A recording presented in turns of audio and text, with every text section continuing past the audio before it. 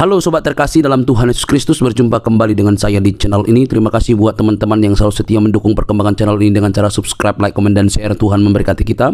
Sobat terkasih, kembali kita akan mencerdaskan para polemikus, para muslim yang selama ini yang hanya mengejar bisa berbahasa Arab tetapi tidak mengerti apa artinya. Mereka lebih sibuk untuk tahu bagaimana cara membaca dalam bahasa Arab daripada mengerti makna dan juga asal muasal dan arkeologi daripada imannya. Teman-teman tidak perlu kebaperan begitu ya. Nah, kita bisa melihat bahwa apa yang terjadi baru-baru ini adalah pembubaran terhadap iman kekristenan. Kenapa mereka ini seolah-olah lebih berhak begitu ya. Nah, kali ini teman-teman kita kembali mencerdaskan para muslim supaya mereka tidak buta begitu ya. Jangan kepanasan teman-teman. Mari kita pasang telinga, simak teliti. Ini dia videonya teman-teman. Muslim bang, Muslim. Ya silakan bang. Apa yang mau anda utarakan? Jangan merokok bang. Ya silakan. Ya bang, tadi kan aku ngeliat, maksudnya kayak ada babas Aceh gitu. Aku orang Aceh bang. Orang Aceh. Ya. Bang, saya tanya dulu bang. Gubernur Aceh Muslim nggak? Iya Muslim. Nah bang, Tengku siapa itu namanya? nggak tahu bang. Aku nggak terlalu ini sih. Nggak tahu. Katanya orang Aceh. Dia tersandung masalah korupsi, betul?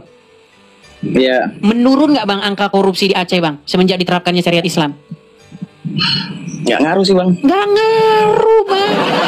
Nggak ngaruh. Karena apa? Syariat Islam itu cuman mengatur hal-hal yang bersifat fisik saja. Contoh, celana jangan pakai jeans, nanti membangkitkan aurat. Isinya cuman aurat aja bang. Saya perhatikan orang-orang Islam tidak lebih daripada urusan aurat. Oh, saya berhijrah. Hijrah itu artinya pakai hijab. Sudah pakai hijab artinya hijrah. Pakaiannya cuman itu doang, Bang. Makanya apa? Angelina Sondak, dia mualaf, tetapi apa? Tetap korupsi. Bukankah Angelina Sondak mualaf? Betul? Iya bang. Dan dia korupsi. Berapa banyak bang anggota 212 tersandung masalah korupsi? Gubernur Aceh korupsi, Gubernur Jambi Zumi Zola anggota 212 korupsi. Korupsi. Banyak. Gimana ya? Kalau manusia tuh manusia tuh tetap punya sifat manusia gitu. Agama tadi tuh kalau orang benar-benar mau ngikutin agama tuh gimana ya? Bang, dia harus ada keinginan dari hati dia sendiri, benar-benar ya, dari hati dia sendiri. Tapi yang jadi masalah gini bang ya, Bang Amanah. Orang Islam itu mereka melakukan ritual agama, termasuk anda nih, mohon maaf nih, termasuk anda melakukan ritual-ritual keagamaan itu hanya sekedar ritual-ritual saja. Contoh, cuci muka, kumur, terus begini, begitu.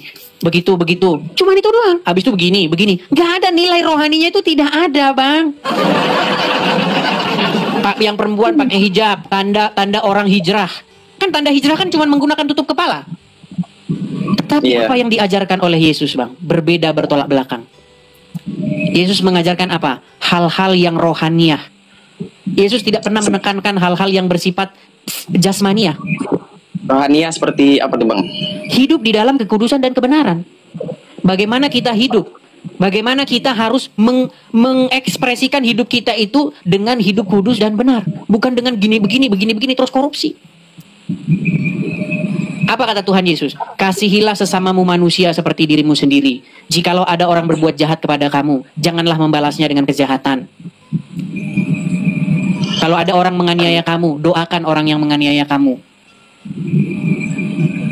Jadi ibadah yang sejati itu adalah melakukan kehendak-kehendaknya, bukan begini-begini. Apa gunanya bang? Begini terus tapi korupsi itu buat apa? Betul sih bang. Abang ngomong, aku kalau kulihat ya benar. Abang ini kok aku bilang secara fakta ya, logika ya. Abang yang benar-benar kejadian gitu, yang abang lihat, yang abang ngalamin gitu, mungkin abang lihat sendiri ya, bagaimana gitu.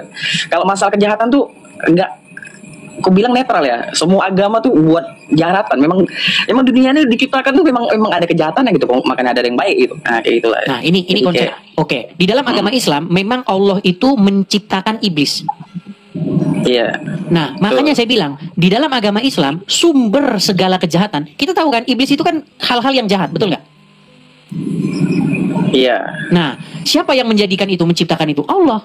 Makanya sebenarnya Allah adalah, ini mohon maaf nih, sumber segala kejahatan itu sendiri. Karena dia yang menciptakan kejahatan, yang menciptakan iblis. Nah, konsep di dalam Kristen itu tidak seperti itu. Ketika di dalam Kristen, ketika Tuhan menjadikan langit dan bumi dan segala isinya, apa? Dan Tuhan melihat bahwa segala yang telah dijadikannya itu adalah baik. Jadi, kejahatan itu bersumber dari pemberontakan manusia, pemberontakan kepada Tuhan itu sendiri. Di dalam agama Kristen itu dikenal dengan istilah malaikat-malaikat yang memberontak. Nah, malaikat-malaikat yang memberontak ini, mereka menghasut manusia untuk ikut dengan mereka melakukan pemberontakan melawan Tuhan. Jadi dalam agama Kristen tidak ada Tuhan menciptakan iblis, menciptakan setan, tidak. Tetapi Tuhan menciptakan para malaikat. Di antara para malaikat itu ada yang memberontak, membangkang kepada perintah Tuhan. Nah, itulah asal-usul setan. Jadi tidak diciptakan pada mulanya. Tetapi orang diciptakan dalam keadaan baik, tetapi mereka membangkang dan melakukan pemberontakan. Nah, terus nih Bang, malaikat baik ini kan diciptakan nih kan, tuh. Pada awalnya. Nah, ketika malaikat membangkang, itu kan atas kehendak tuh, di mana? Iya, kehendak pribadi, kehendak dia, namanya free will. Kehendak bebas. Pribadi. Jadi Tuhan itu tidak pernah menciptakan robot di dalam iman kami. Kalau dalam agama Islam, sebenarnya Tuhan menciptakan robot. Makanya ada istilah qadar, qada dan qadar. Qadarullah. Makanya orang Islam kenal istilah takdir. Karena menurut agama Islam, sebelum diciptakan segala sesuatu, itu sudah disuratkan. Sudah ditakdirkan. Makanya menurut agama Islam, orang itu misalnya mau minum kah, mau tidur kah, itu udah ditakdirkan, udah tertulis begitu dalam suratan takdirnya. Makanya seseorang itu hanya wayang saja. Nah, ini itu konsep Islam, ini. Menurut Islam, menurut agama Islam seperti itu, Bang. Menurut agama Islam memang seperti itu. Saya akan tunjukkan ya. Kadang-kadang memang banyak Bang orang Islam tidak mengerti itu. Nih, saya tunjukkan dalil-dalilnya ya. Tunjukkan ya. Iya. Sebentar. Bentar ya Bang, ya sabar ya. Lanjut Bang.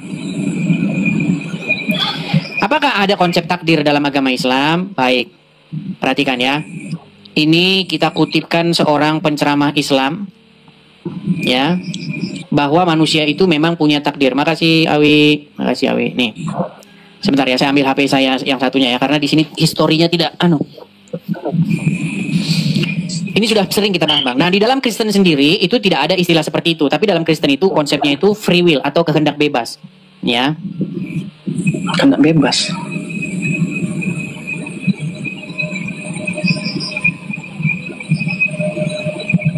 Berarti di Kristen tuh ada sesuatu yang nggak ada berkaitan sama Tuhan gitu. Segala sesuatu di dalam agama Kristen itu terjadi atas izin dia, tetapi bukan berarti dia yang membuat seperti itu.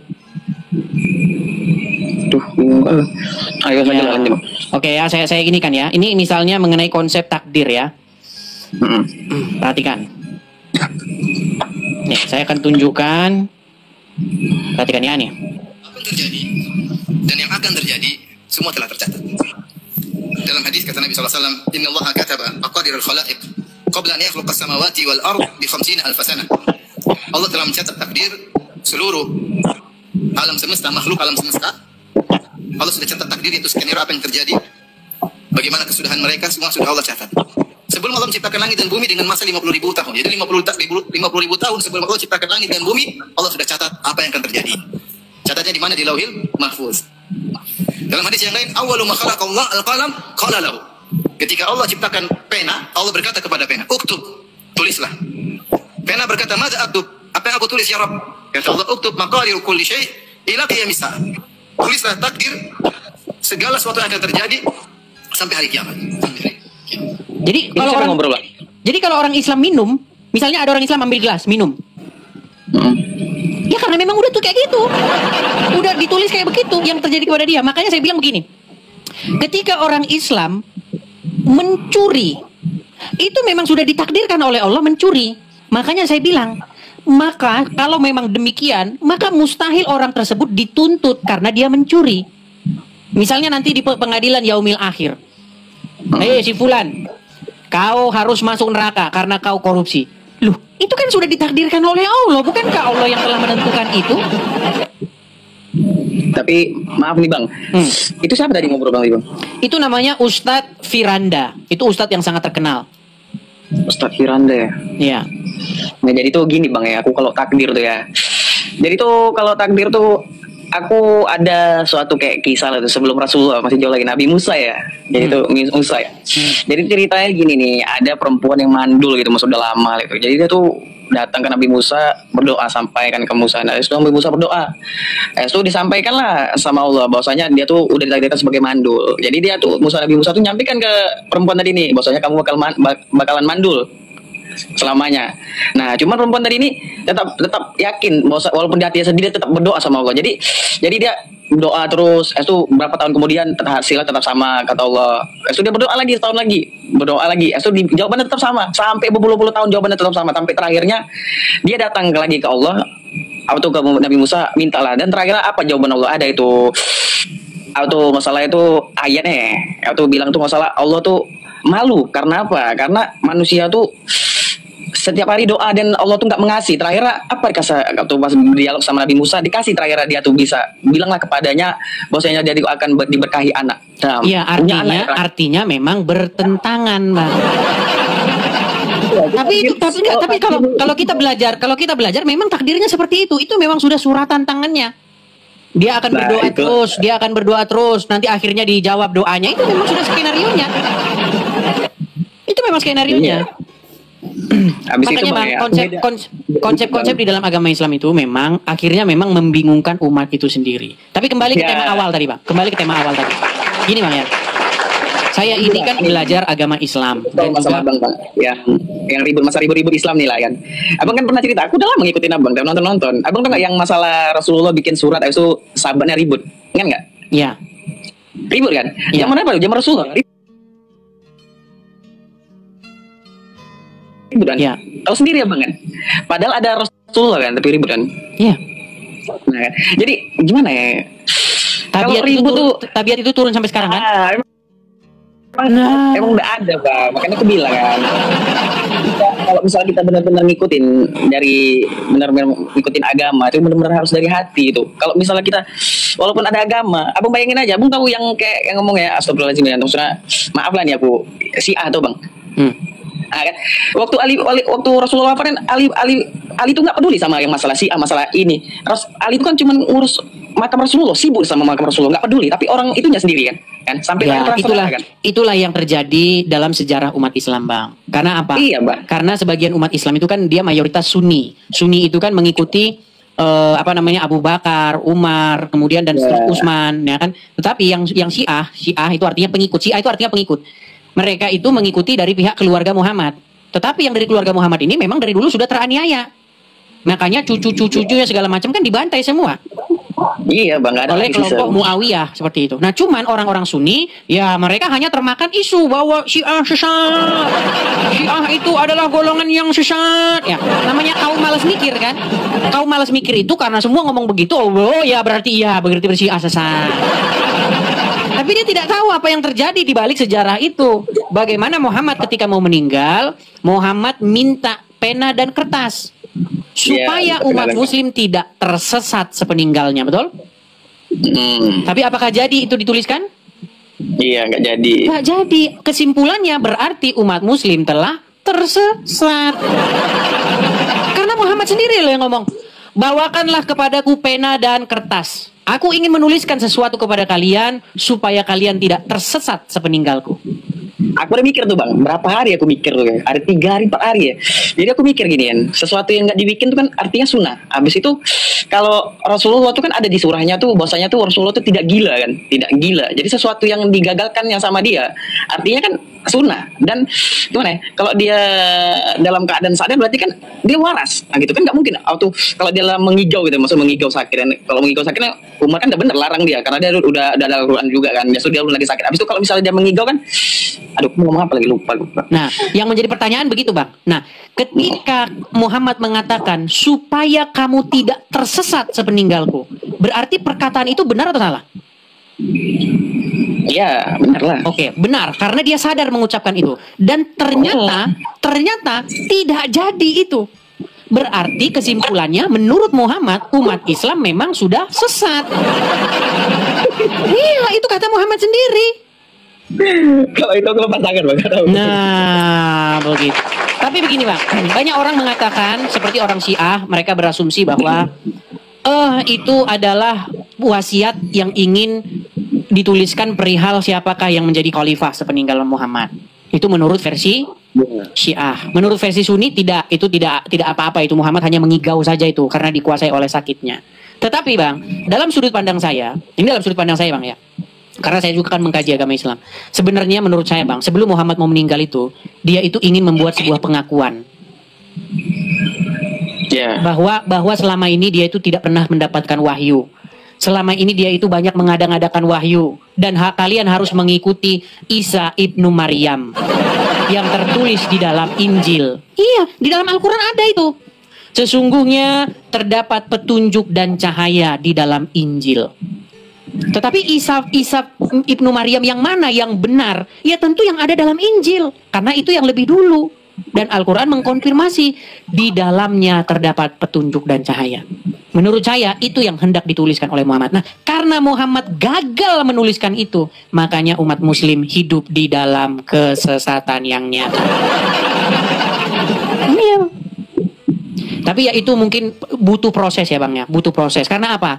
Karena mungkin namanya orang sudah sejak lahir dikatakan Islam itu benar, Rasulullah itu mengajarkan begini, itu udah mendarah daging. Dan itu tidak gampang bang, mencabut akar yang sudah berakar itu tidak gampang. Ya betul, misalnya gini bang ya, bayangin aja ya, kita datang nih kan, kita datang bawa sesuatu agama gitu, yang dimana sebuah tempat tuh udah mendarah daging mentok gitu kan. Kita datang nih, berarti kan kita sendirian datang, habis itu mau datang di tempat orang ramai, bisa dibilang kan kita sendiri yang mereng gitu, menyimpang gitu. Betul, kita disangka aneh melawan arus. Iya. Tapi percayalah begini, kebenaran itu tidak akan mungkin bisa dikalahkan sekalipun oleh arus sungai. Gitu. Karena kebenaran itu akan tetap berdiri, kekalahan itu pasti akhirnya akan kalah. Kesalahan itu pasti akhirnya akan kalah oleh kebenaran. Saya kasih satu contoh aja bang ya. Ini perumpamaan sederhana. Kemarin kita sudah pernah bahas isu ini. Kalau Anda sebagai orang tua, yang mana yang Anda katakan atau Anda perintahkan kepada anak-anak Anda?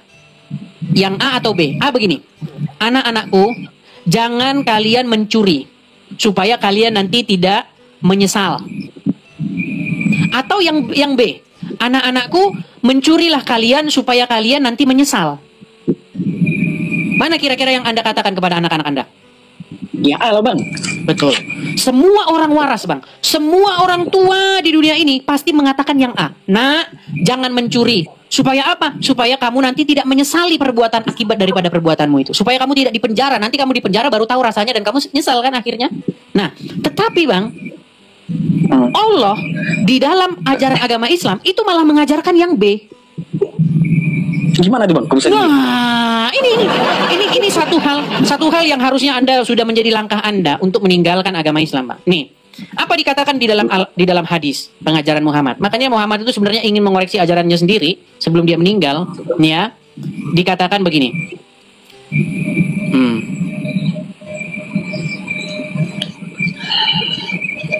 Ini sangat dalam ya bang ya. Semoga Anda memahami apa yang saya maksudkan. Siap bang, siap.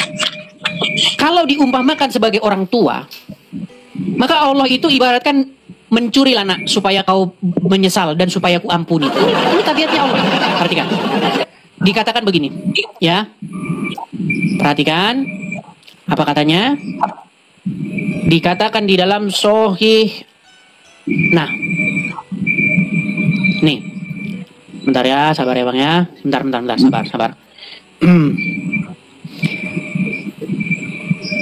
Dikatakan di dalam hadis ini ada banyak hadis ya bang ya. Sahih Muslim nomor sekian ini telah menceritakan kepada kami dan seterusnya bahwasanya dia berkata di menjelang kematiannya, aku telah menyembunyikan kepada kalian perkara yang aku dengar dari Rasulullah SAW. Disembunyikan ini.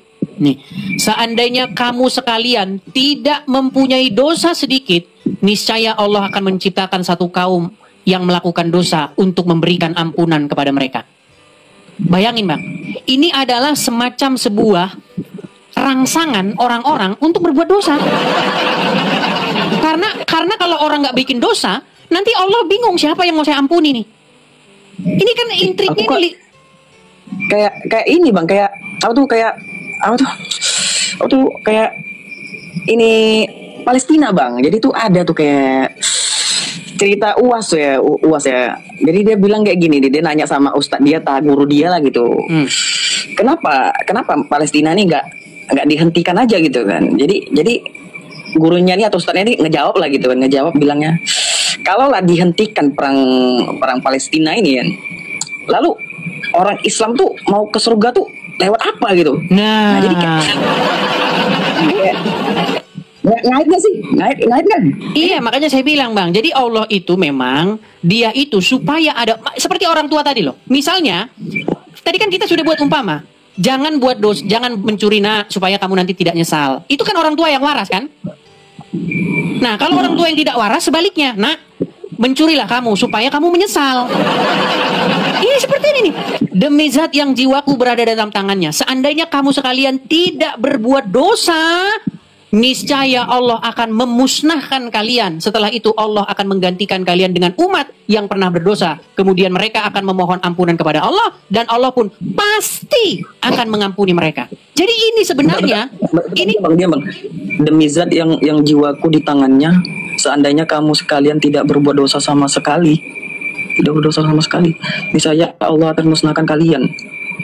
Setelah itu Allah akan mengganti kalian dengan umat yang pernah berdosa. Menggantikan kalian dengan umat yang pernah gimana maksudnya?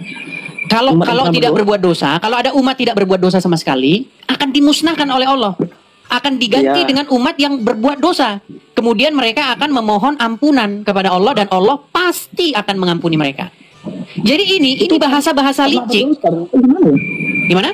Pernah berdosa. Gimana maksudnya?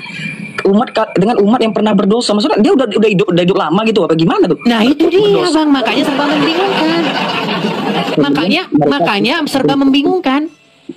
Jadi ibarat kata gini bang, ini adalah intrik atau ini adalah sebuah rangsangan supaya orang tuh bikin dosa. Karena kalau nggak bikin dosa malah dimusnahkan. Allah nggak senang dimusnahkan sama Allah.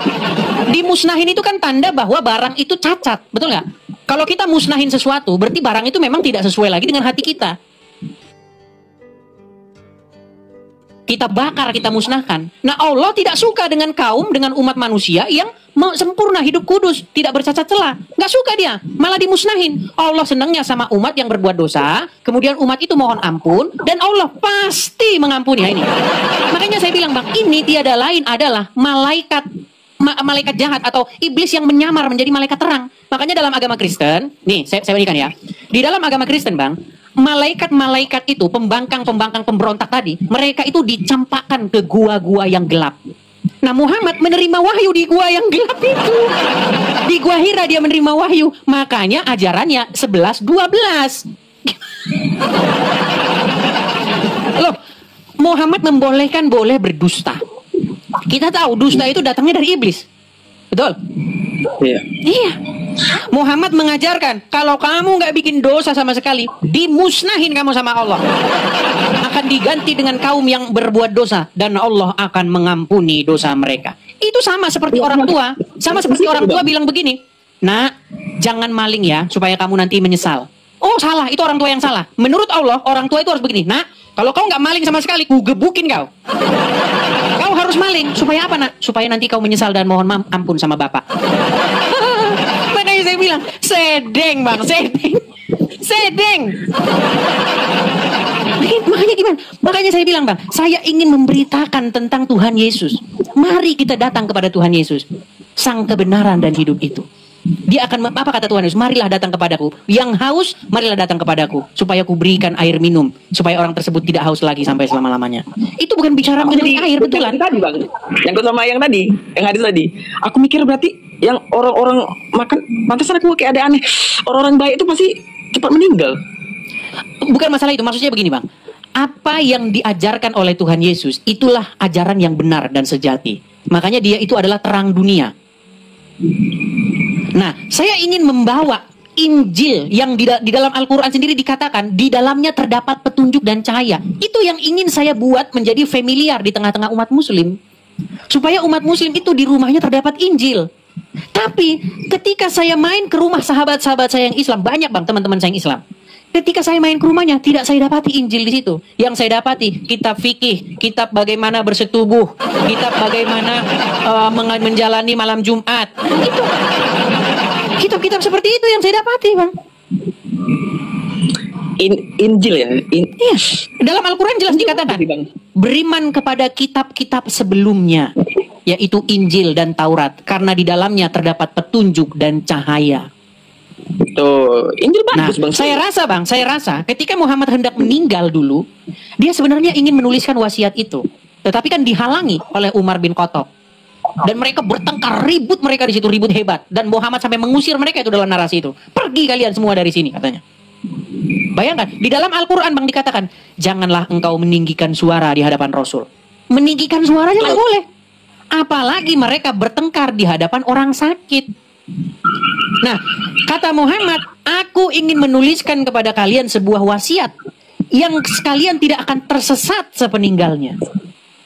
Tetapi tidak jadi surat wasiat itu dituliskan. Maka kesimpulannya, menurut Muhammad, kalian sudah berada dalam kesesatan.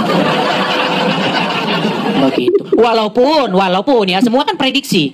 Orang Syiah bilang, oh itu wasiatnya berisi tentang siapa yang akan menjadi khalifah sepeninggal Muhammad. Ya kan? Orang Muslim. Jujur gue, Bang, ya. Aku sebagai Muslim ya. Bang, tapi banyak yang meragukan Anda sebagai Muslim loh. Coba bacakan surat dalam Al-Quran, Bang. Bacakan satu surat. Al-Kahfi 1-5 yang gue suka. Ya, kul wallahu ahad aja lah yang pendek. Kul wallahu ahad, Allahu samad, lam yalid walam yulad walam yakul lahu kufuwan ahad. Nah, Muslim ya teman-teman. Atau satu surat lagi, Bang, biar mereka yakin. Atau Insyirah ya. Silakan.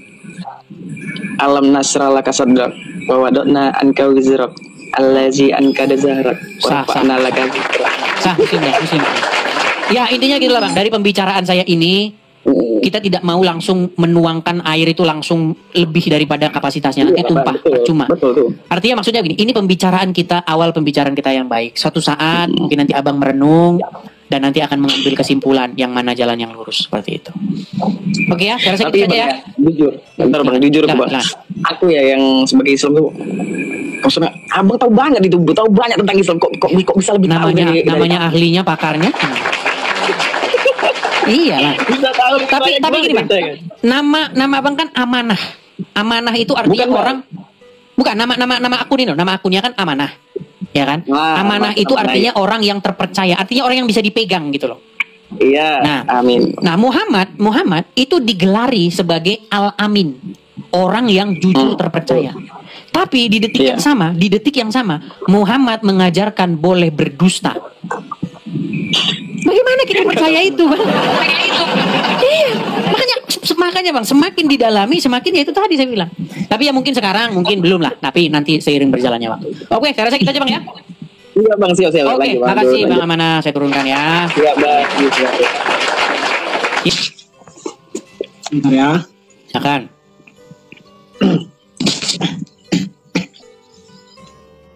Bang, saya pakai baju dulu nih, Bang.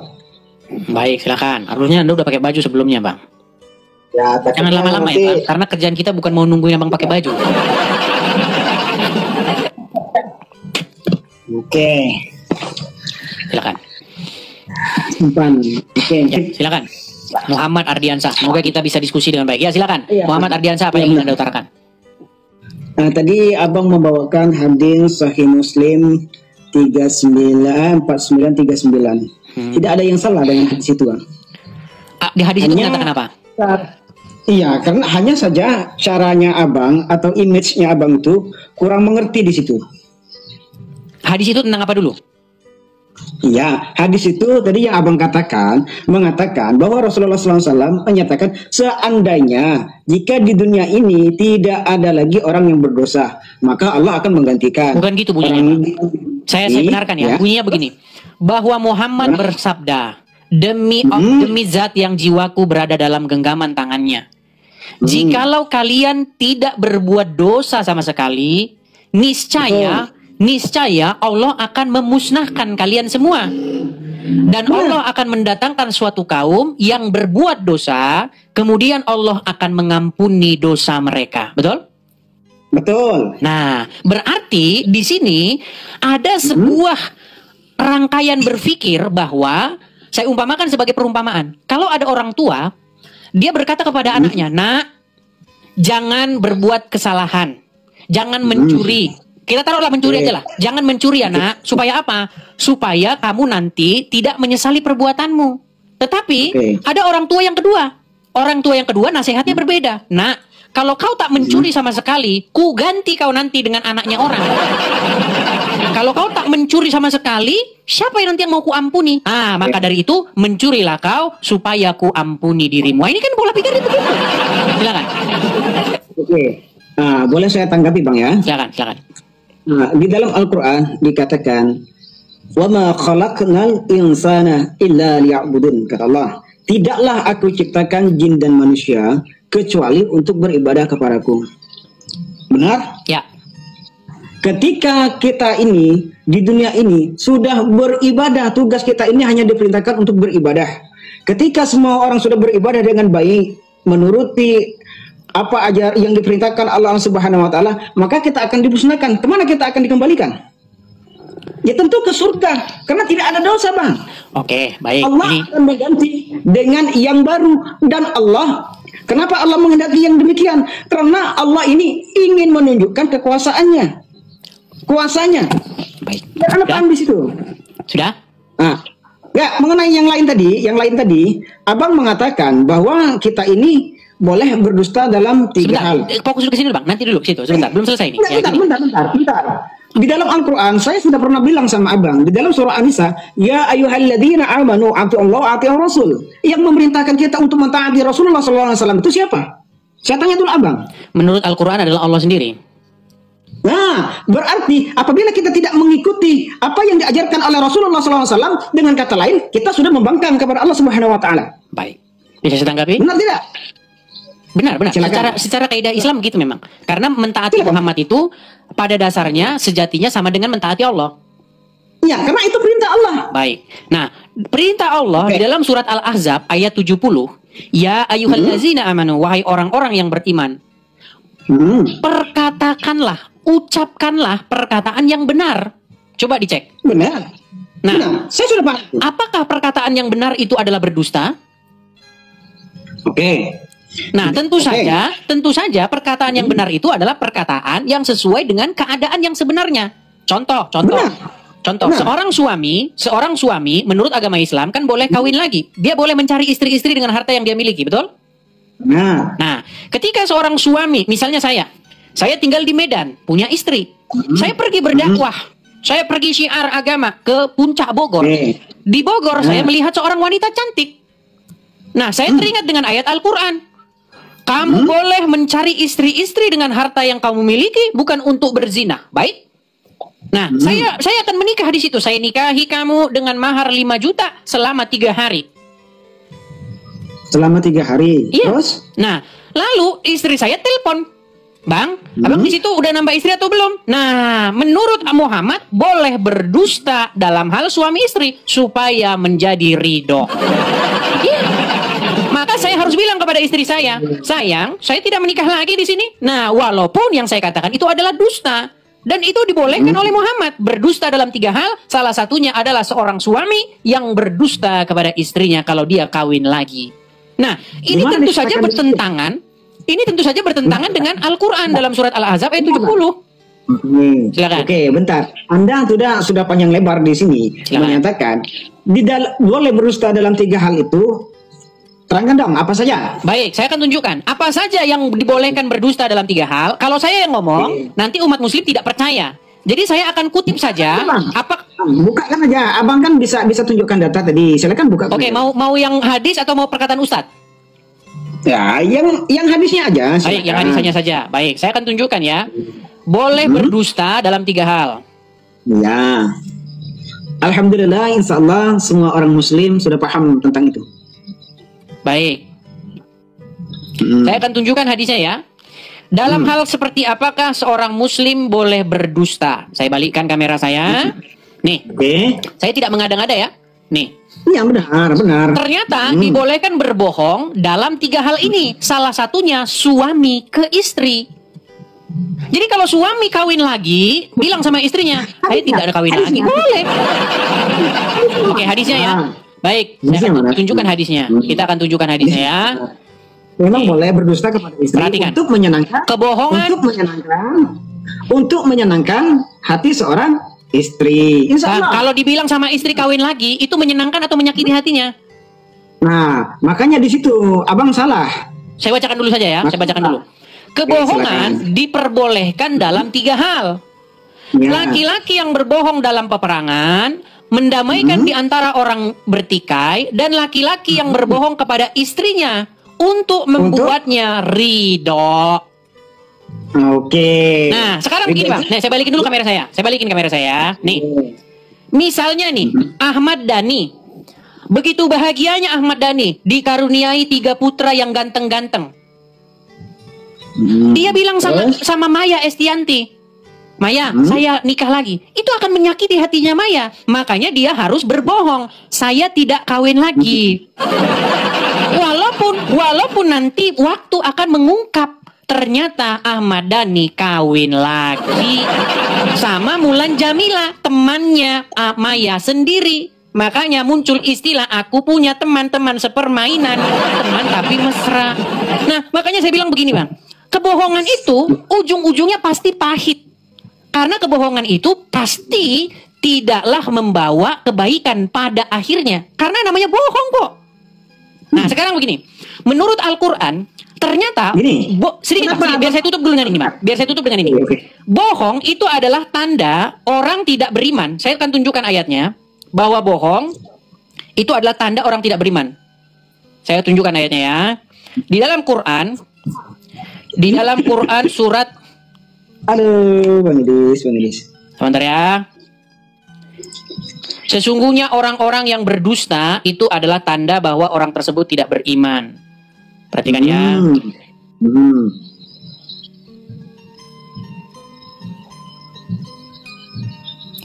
Sabar ya teman-teman ya. Saya harus ini. Nih, saya tunjukkan ya.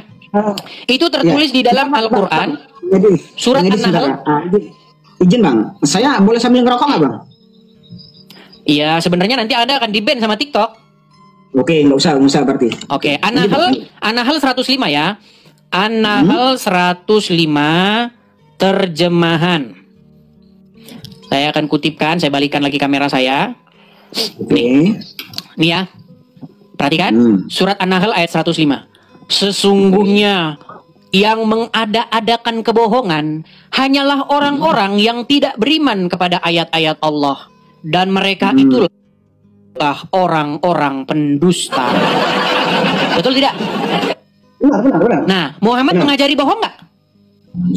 Oke, boleh giliran saya. Jangan keraskan hatimu, Abang. Nah, silakan. Nggak boleh saya berbicara. Silakan. Abang memandang, Bang Edis tadi menyatakan bahwa kebohongan itu semuanya jahat atau buruk. Menurut Al-Quran, kebohongan itu tanda tidak beriman, mengada-adakan yang dusta. Kalau Bang Edis mengatakan bahwa kebohongan itu semuanya jahat, Anda salah Bang. Ada kebohongan itu yang baik. Contoh, di situ sudah dicontohkan oleh Rasulullah SAW mendamaikan orang yang bertikai. Nggak, jangan aja. Contoh suami istri aja, jangan jauh-jauh dulu. Oke, contoh suami istri. Kalau Abang bilang kalau berdusta kepada istri itu semuanya semuanya nggak baik, Abang salah. Contoh berdusta yang baik kepada istri. Contoh berdusta yang baik begini Bang. Seandainya, nih kita berandai-andai ya, saya ini kan punya mertua Bang, punya istri, punya mertua. Mertua saya ini, saya tahu Bang, dari dulu keinginan beliau ini untuk pergi umroh. Ya, nah sedangkan di dalam pembiayaan atau keuangan mertua saya ini, saya tahu beliau ini masih kekurangan. Ketika saya punya uang dan uang itu istri saya tahu saya dia punya uang. Nah uang itu saya katakan kepada istri saya bahwa uang itu hilang. Ternyata uang ini saya berikan kepada mertua saya ya untuk pergi umroh. Apakah ini penyakit ini Bang? Ini penyakit namanya. Penyakit. Lu bagaimana Bang? Pada akhirnya ketika hal itu saya ungkapkan, kebohongan saya itu saya ungkapkan kepada istri saya, tentulah istri saya akan bangga kepada saya Bang. Iya, tetapi Bang, dengan tidak Salah satu berbohong contoh. saja, itu istrimu akan bangga. Kenapa Anda harus mengatakan bahwa uangmu hilang? Ternyata dikasih mertua untuk umroh. Iya, makanya abang jangan memandang setiap kebohongan itu jahat, buruk. Jangan begitu, Bang. Bang, coba saya tanya sekarang. Uangnya kan tidak Menaik hilang. ya. Sebentar, Bang. Gini. Uangnya tidak Oke, hilang. Saya contohkan gini saja, Bang. Saya contohkan gini saja. Oke. Kalaulah ada orang yang bertanya kepada saya, Muhammad Ardiansa, Anda kenal Edis? Kenal. Seandainya kan, tapi seandainya ini, ingat seandainya rumah abang ini berdampingan dengan rumah saya, ya. Ketika abang di dalam rumah, ada yang mencari abang. Untuk apa bang mencari bang Edis? Mau saya bunuh Edis? Apakah harus saya katakan, oh Edisnya, bang Edisnya ada di dalam rumah bang? Nggak perlu. Apa yang terjadi? Tapi nggak perlu berbohong juga. Nah, makanya saya katakan, bang Edisnya lagi nggak ada. Oh enggak, bukan seperti itu jawaban yang benar. Kalau ternyata Oke. saya ada di rumah, malah nanti saya yang dibunuh sama dia. Iya. Bang, begini, makanya saya bilang bang, ini, makanya sebentar, Gimana? boleh saya tanggapi ya? Oke. Saya tanggapi ya? Oke. Baik, saya tanggapi. Bentar, saya belum selesai. Silakan. Menurut abang, berdusta itu bohong kan? Nah, abang sadar tidak bang? Kalau abang sendiri sedang didustai, abang sadar tidak? Kalau Didustai oleh Tuhan siapa? abang itu sedang berdusta kepada abang, Tuhan abang sendiri. Berat ini saudara-saudara. Contoh, silakan. Oke, saya tunjukkan. Abang buka kejadian ya, kejadian 31 kalau nggak kejadian 31 kalau nggak salah nomor 16. Di situ kan umur manusia ditetapkan, sudah ada penetapan ini bang oleh Yang Maha Kuasa 120 tahun saja kata Tuhan abang itu. Tapi nyatanya bang umur manusia, Bang, itu bukan, itu konsepnya mengenai Tuhan sebelum menjatuhkan hukuman. Bang, oke. itu Oke, berbicara oke. bukan mengenai umur manusia ketika manusia Loh, itu kan- harus hidup. Oke. Tapi kalaupun demikian, kalaupun tafsirnya adalah batas umur maksimal umur manusia 120, kayaknya orang udah mati semua umur 120 bang. Jangankan 120, 100 orang udah pada mati. Tapi itu sebenarnya kalau kita baca konteksnya, itu berbicara mengenai bagaimana Tuhan akan menghukum manusia dengan banjir besar. Makanya dikatakan sesungguhnya manusia Bang itu Edis. telah menjadi salah satu dari antara kita. Bang Edis, coba Maka Bang Edis ini mainnya umurnya itu dikasih sampai batas 120 tahun saja. Bang Edis mainnya kurang jauh bang. Coba sekarang abang cari melalui Google atau media sosial ini umur yang terpanjang di dunia saat ini masih ada bang 190 tahun. Tunjukkan. 90 tahun belum Bang, ini 120. Lu 190 tahun bang. Mana? 190 tahun mana? 190 tahun. Abang cari aja searching di Google. Bang, kalau cuman di Bang, Google doang Bang, tidak ada akte umur kelahirannya, manusia. bagaimana kita mau berbicara seperti itu, Bang? Bang, Gini, Bang, ini, sebentar ya, sebentar. Saya kasih tahu dulu gini. Sebenarnya ayat itu berbicara mengenai kapan Tuhan akan menjatuhkan hukuman kepada umat manusia, dikasih batas waktu 120 tahun. Kalaupun artinya itu adalah umur manusia pada umumnya nanti akan mencapai 120 tahun, memang kita lihat faktanya memang pada akhirnya umur manusia tidak lebih dari 120 tahun. Itu kan akan. Oh, tapi kan bagaimana dengan Abraham? Abraham kan hidup sesudah Nuh. Umur dia lebih dari begini atau sebentar, saya kasih sebentar. Tidak ada kata akan di situ. Tidak ada kata Baik, saya akan di tunjukkan situ. ya. Saya tunjukkan ayatnya. Oke. Baik, saya tunjukkan ayatnya, Bang ya. Di situ sudah ada Tenang. makanan bang 120 tahun saja. Baik, saya bacakan ayatnya ya biar kita tidak kehilangan konteks ya. Oke. Sabar. Kita akan bacakan di dalam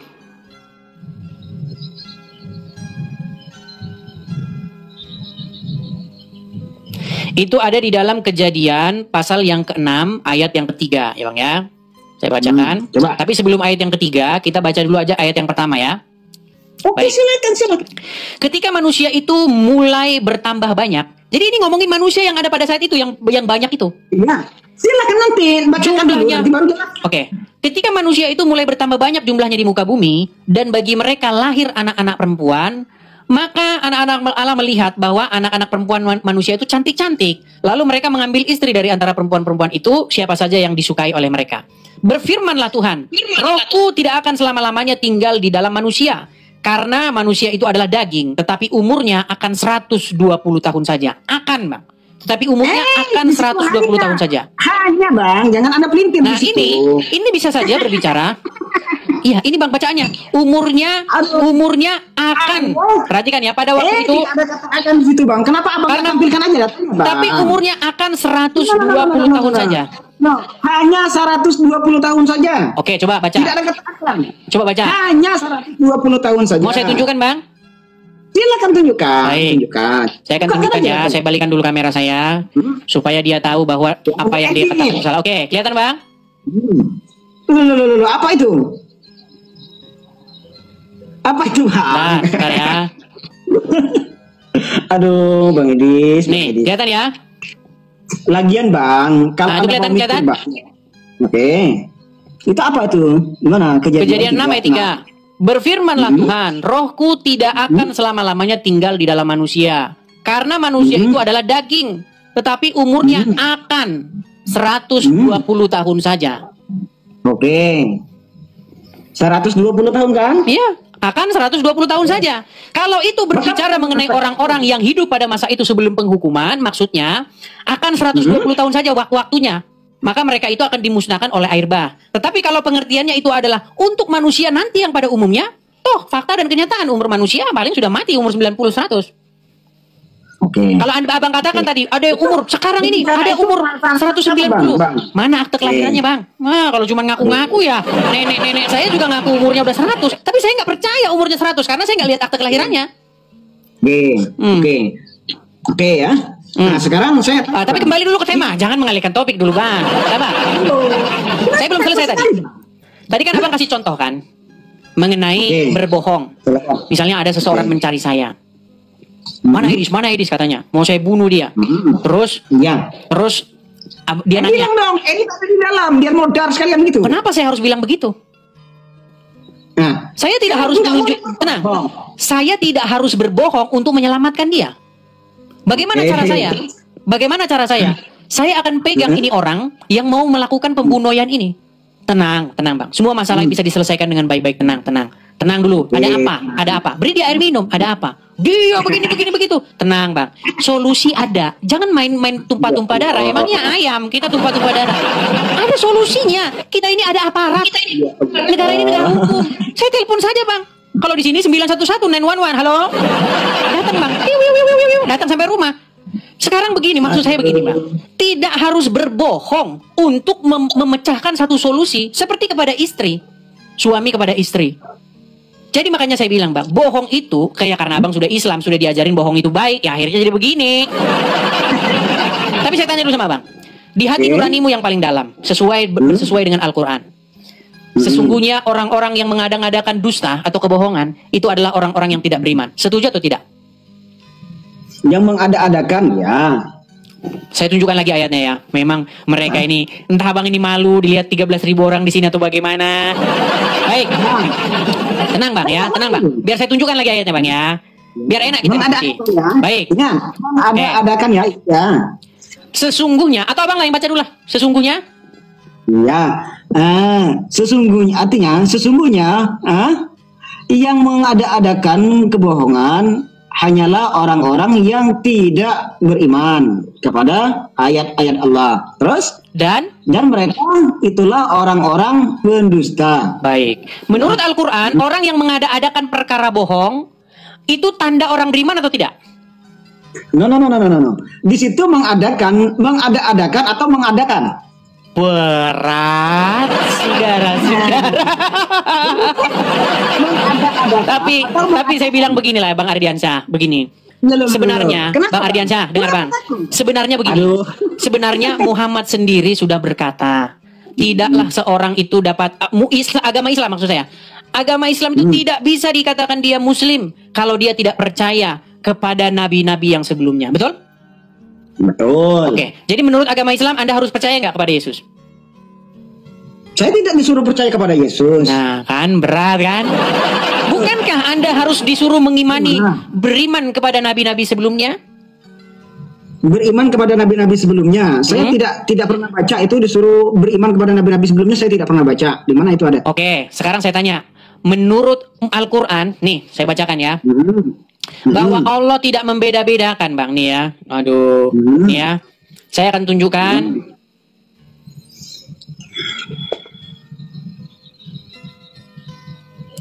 Nih. Saya tunjukkan ayatnya ya. Di dalam Quran surat Al-Baqarah ayat 285. Makanya umat muslim ini Bang terlalu membeda-bedakan. Akhirnya apa? Terlalu pemuja Muhammad. Nih lihat. Dikatakan ya, surat Al-Baqarah nomor 285. Rasul berfirman ya, dalam Rasul telah beriman kepada Al-Quran yang diturunkan kepadanya dari Tuhannya. Demikian pula orang-orang yang beriman. Semuanya beriman kepada Allah, malaikatnya, kitab-kitabnya, dan rasul-rasulnya. Mereka mengatakan, kami tidak membeda-bedakan antara seorang pun dengan yang lain dari rasul-rasulnya. Dan mereka mengatakan, kami dengar dan kami taat. Jadi menurut Al-Quran, Bang, Abang nggak boleh membeda-bedakan nabi-nabi terdahulu atau nabi-nabi yang sebelumnya. Dikatakan, apa kata orang-orang yang beriman? Kami tidak membeda-bedakan antara seorang pun dengan yang lain dari rasul-rasulnya. Setuju? Oke, saya balik dulu kamera saya. Berarti Anda percaya tidak dengan rasul yang sebelumnya? Nah, saya percaya. Oke, berarti Anda sekarang percaya kepada Yesus? Kalau ada di situ maksudnya, kalau ada rasul sebelumnya, sebelum Rasulullah SAW, itu saya percaya. Oke, dan Anda beriman kepada mereka? Saya tidak disuruh beriman kepada mereka, tapi saya percaya kalau Rasul sebelumnya. Bang, ayatnya jelas sekali loh. Lihat nih, saya bacakan lagi ya. Kami telah beriman kepada Al-Quran yang diturunkan kepadanya dari Tuhannya. Demikian pula orang-orang yang beriman. Semuanya beriman kepada Allah, malaikat-malaikatnya, kitab-kitabnya, dan rasul-rasulnya. Iya, kami beriman, percaya. Nah, kalau Anda beriman kepada rasul-rasul yang sebelumnya, berarti Anda harus beriman kepada Yesus, betul?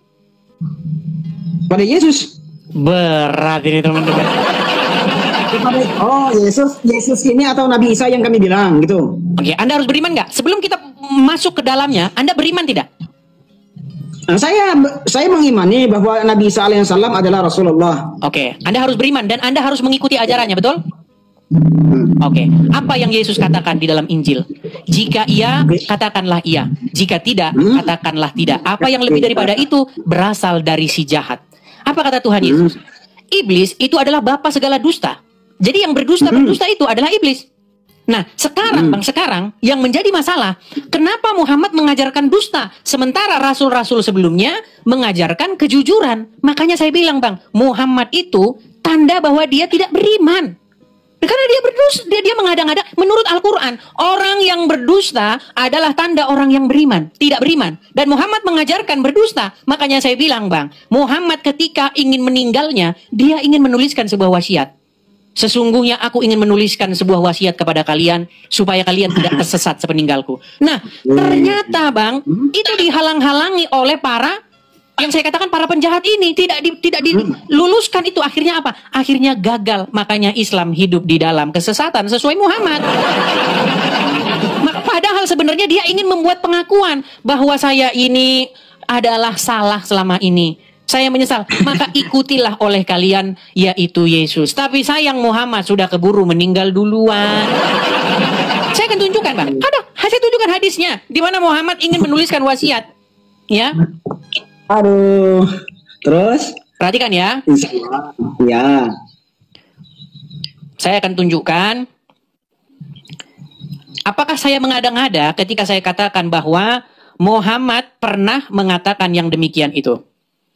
Baik, saya akan tuliskan ya. Saya akan tunjukkan kepada kalian hadisnya. Nanti Bang Edis, nanti kalau saya kolaborasikan dengan kitabnya Abang, kita bandingkan ya. Boleh nggak, Bang? Boleh, kenapa tidak boleh? Oke, boleh. Ini hadisnya ya. Ini hadisnya. Ya, dikatakan begini. Nih, dari Ibnu Abbas yang berkata, ketika ajal Rasulullah SAW sudah hampir tiba dan di dalam rumah beliau ada beberapa orang, di antara mereka adalah Umar ibn Khattab. Makanya Umar ibn Khattab ini jahat, Bang. Kenapa saya katakan jahat? Dia dari awal ini sudah mau mencelakai Muhammad ini. Sebelum dia masuk Islam, dia ingin membunuh Muhammad, betul? Nah, tiba-tiba dia masuk Islam, betul? Benar. Nah, penyusup ini. Penyusup, ya. Nah, makanya mata-mata, ya. Loh, itu kan yang kalian katakan kepada Paulus gimana? Paulus tiba-tiba masuk Kristen. Ini penyusup ini. Ini saya akan menggunakan pola pikir yang sama, Bang. Jadi Umar bin Khattab ada di situ.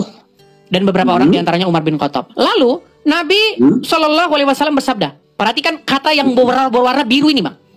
Berikanlah kepadaku, aku akan menuliskan untuk kalian wasiat agar kalian tidak sesat setelahnya.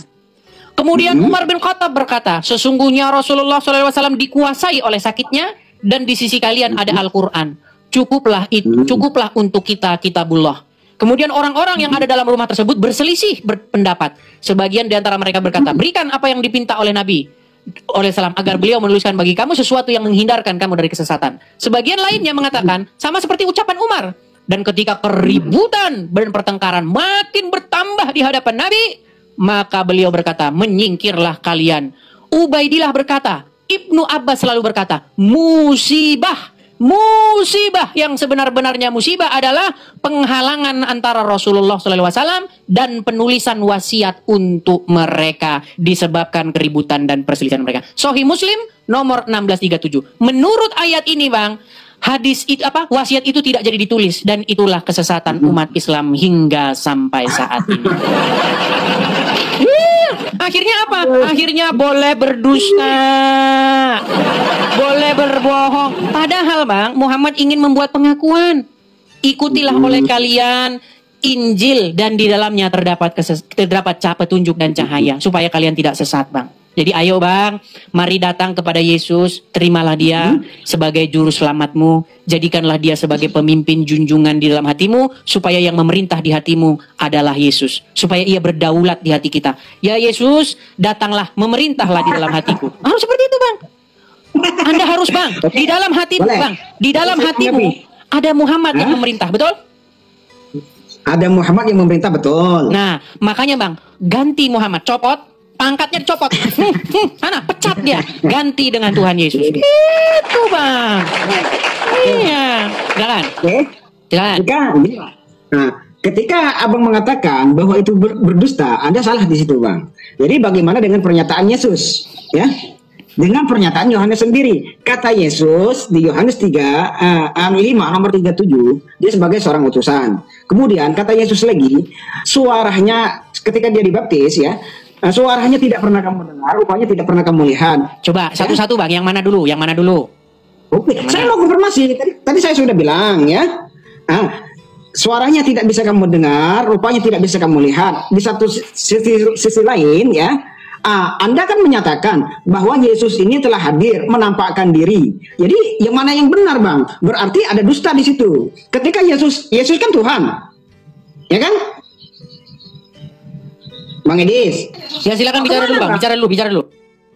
Yesus kan Tuhan. Ketika dia menyampaikan hal demikian, suaranya tidak bisa kamu dengar, rupanya tidak bisa kamu lihat. Itu kan pernyataan Tuhan, kan? Ketika Tuhan ini hadir ke dunia, menampakkan diri, berarti Tuhan ini sudah berbohong. Perkataan Tuhan ini sudah tidak bisa dipegang. Di satu sisi dia menyatakan bahwa manusia tidak akan pernah bisa melihat Tuhan. Dan ternyata Tuhan bisa dilihat pada akhirnya. Apakah ini tidak kontradiktif gitu, Bang? Pernyataan Tuhan ini tidak konsisten. Lanjut dulu, Bang, lanjut dulu.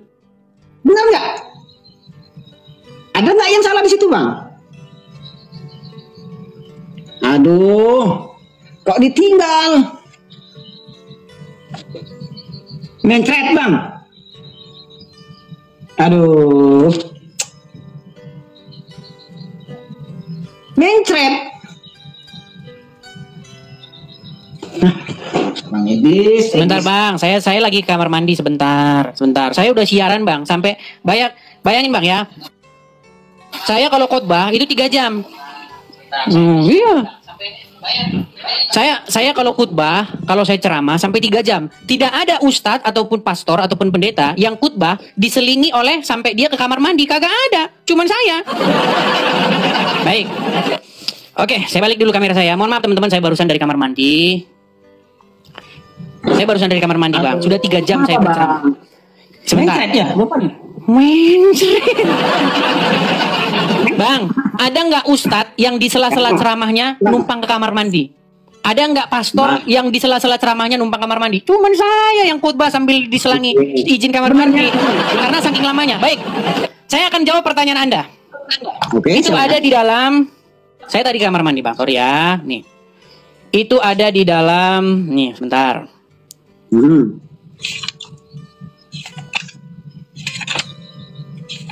Gimana? Saya lupa juga itu di mana. Baik, Cuma- saya akan bantu. Itu ada di dalam Yohanes pasal yang kelima ya. Pasal yang kelima ayat Ya. 37. Tapi sebelum ke Ya. 37, kita mulai itu dari ayat yang ke 31. 31. Baik. Oke. Ini adalah percakapan antara Tuhan Yesus dengan ahli-ahli Taurat dan orang-orang Farisi. Oke. Kita mulai dari 31 ya. Bentar. Oke, silakan. Oke. Kalau aku bersaksi tentang diriku sendiri, ini kata Tuhan Yesus, maka kesaksianku itu tidak benar. Ada yang lain yang bersaksi tentang aku, dan aku tahu bahwa kesaksian yang diberikannya tentang aku adalah benar. Kamu telah mengirim utusan kepada Yohanes, dan ia telah bersaksi tentang kebenaran. Tetapi aku tidak memerlukan kesaksian dari manusia, namun aku mengatakan hal ini supaya kamu diselamatkan. Ia adalah pelita yang menyala dan yang bercahaya, dan kamu hanya mau menikmati seketika saja cahayanya itu. 36, sebelum ke 37. Tetapi aku mempunyai suatu kesaksian yang lebih penting daripada kesaksian Yohanes, yaitu segala pekerjaan yang diserahkan Bapakku supaya aku melaksanakannya. Pekerjaan itu juga yang kukerjakan sekarang, dan itulah yang memberi kesaksian tentang aku bahwa Bapa yang mengutus aku. Bapa yang mengutus aku, dialah yang bersaksi tentang aku. Kamu tidak pernah mendengar suaranya, dan rupanya pun tidak pernah kamu lihat, dan firman-Nya tidak menetap di dalam dirimu, sebab kamu tidak percaya kepada Dia yang mengutus aku. Pertanyaan abang tadi begini. Lihat nih. Yesus berbicara kepada orang-orang ahli Taurat dan orang-orang Farisi bahwa mereka tidak pernah mendengar dan melihat Bapa di sorga. Bapa di sorga itu Tuhan. Tetapi Yesus kan Tuhan. Nah, Tuhan dilihat dan suaranya didengar. Makanya saya bilang, Bang, saya sudah menjelaskan berkali-kali, Bang. Kata Tuhan itu, kata Tuhan yang dirujuk kepada Yesus dengan kata Tuhan yang dirujuk kepada Bapa itu memang berbeda. Sama di dalam bahasa Inggrisnya, Bang, kata Tuhan di sini adalah Lord. Lord, Yesus sebagai Lord, Bapa juga sebagai Lord. Kalau bahasa Jawanya itu Gusti, Bang. Kalau abang nonton film-film kerajaan-kerajaan zaman dulu, ketika seorang datang menghadap raja, dia pasti begini, daulat Gusti, kata dia. Siap Gusti, saya siap daulat menerima perintah Gusti. Dia panggil rajanya itu sebagai Gusti. Tapi yang di langit sana dia panggil juga sebagai Gusti. Jadi Gusti yang ditujukan kepada Yesus dengan Gusti yang ditujukan kepada Bapa memang beda. Makanya di sini ada kesalahpahaman, Bang. Tuhan yang dimaksud di sini, kamu tidak pernah mendengar suaranya, ini merujuk kepada Bapa di sorga. Bahwa orang-orang ahli-ahli Taurat dan orang-orang Farisi itu tidak pernah mendengar suara dari Bapa di sorga. Tetapi Yesus juga sebagai Tuhan didengar oleh mereka, tapi Tuhan di sini merujuk kepada Yesus.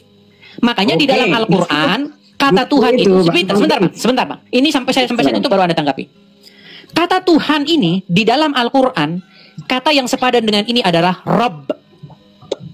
Sekarang saya mau tanya jujur sama Bang. Kata Rabb itu bisa ditujukan kepada manusia nggak di dalam Al-Qur'an? Bisa. Secara kaidah bahasa, Rabb itu artinya adalah sebentar, Bang, nanti gantian, Bang. Tenang saja, gantian. Apalagi saya udah kamar mandi, kita tembus itu sampai jam 12 malam. Saya biasanya berhenti karena saya gara-gara mau kamar mandi doang, Bang. Saya tutup acara saya. Nih, dengarkan. Pertanyaan saya kepada Anda. Secara kaidah bahasa, kata Rabb ini bisa ditujukan kepada seorang manusia. Coba, sebutkan hal-hal atau kriteria yang harus dipenuhi sehingga seseorang itu dipanggil Rabb. Oke. Orang itu bisa dipanggil Rabb ketika dia seorang pemimpin. Pemimpin, atau yang terus? memiliki pemimpin, terus? memiliki Terus? yang mengatur. Terus? Oke. Ya. Apakah Muhammad sebagai pemimpin umat? Pemimpin umat Islam, Muslim, benar. Oke. Apakah Muhammad adalah orang yang mengatur umat? Mengatur umat dalam beribadah, benar. Oke. Berarti secara kaidah bahasa, Muhammad itu adalah Rabb-nya umat Muslim, betul? Secara kaidah, Rabb-nya umat Muslim. Oke. Bukan Allah juga Rabbul Rabb-nya umat Muslim, betul? Allah Berbeda. juga Rabb-nya umat Muslim, betul? Rabbul Alamin. Kalau Iya. Allah berbeda. Apakah dia Rabb-nya umat Muslim juga, Allah itu? Apakah Allah pemimpinnya umat Muslim? Rabbul Alamin, Tuhan seluruh alam. Bang, saya nggak tanya alam, saya tanya umat. Hubungannya dengan umat. Apakah Allah itu juga adalah pemimpinnya umat Islam? Pemimpinnya umat Islam, ya. Ya. Benar. Apakah Allah juga pengaturnya umat Islam dan supaya Allah diatur, supaya umat Muslim itu diatur oleh Allah? Ya, melalui Rasulullah SAW. Nah, makanya saya bilang, Bang, Ada dua rob, kalian itu punya dua rob sesungguhnya, tetapi rob yang ditujukan kepada Muhammad, ketika Anda katakan rob, yang mana dulu ini? Apakah Muhammad, apakah Allah? Nah, sama seperti itu, Bang.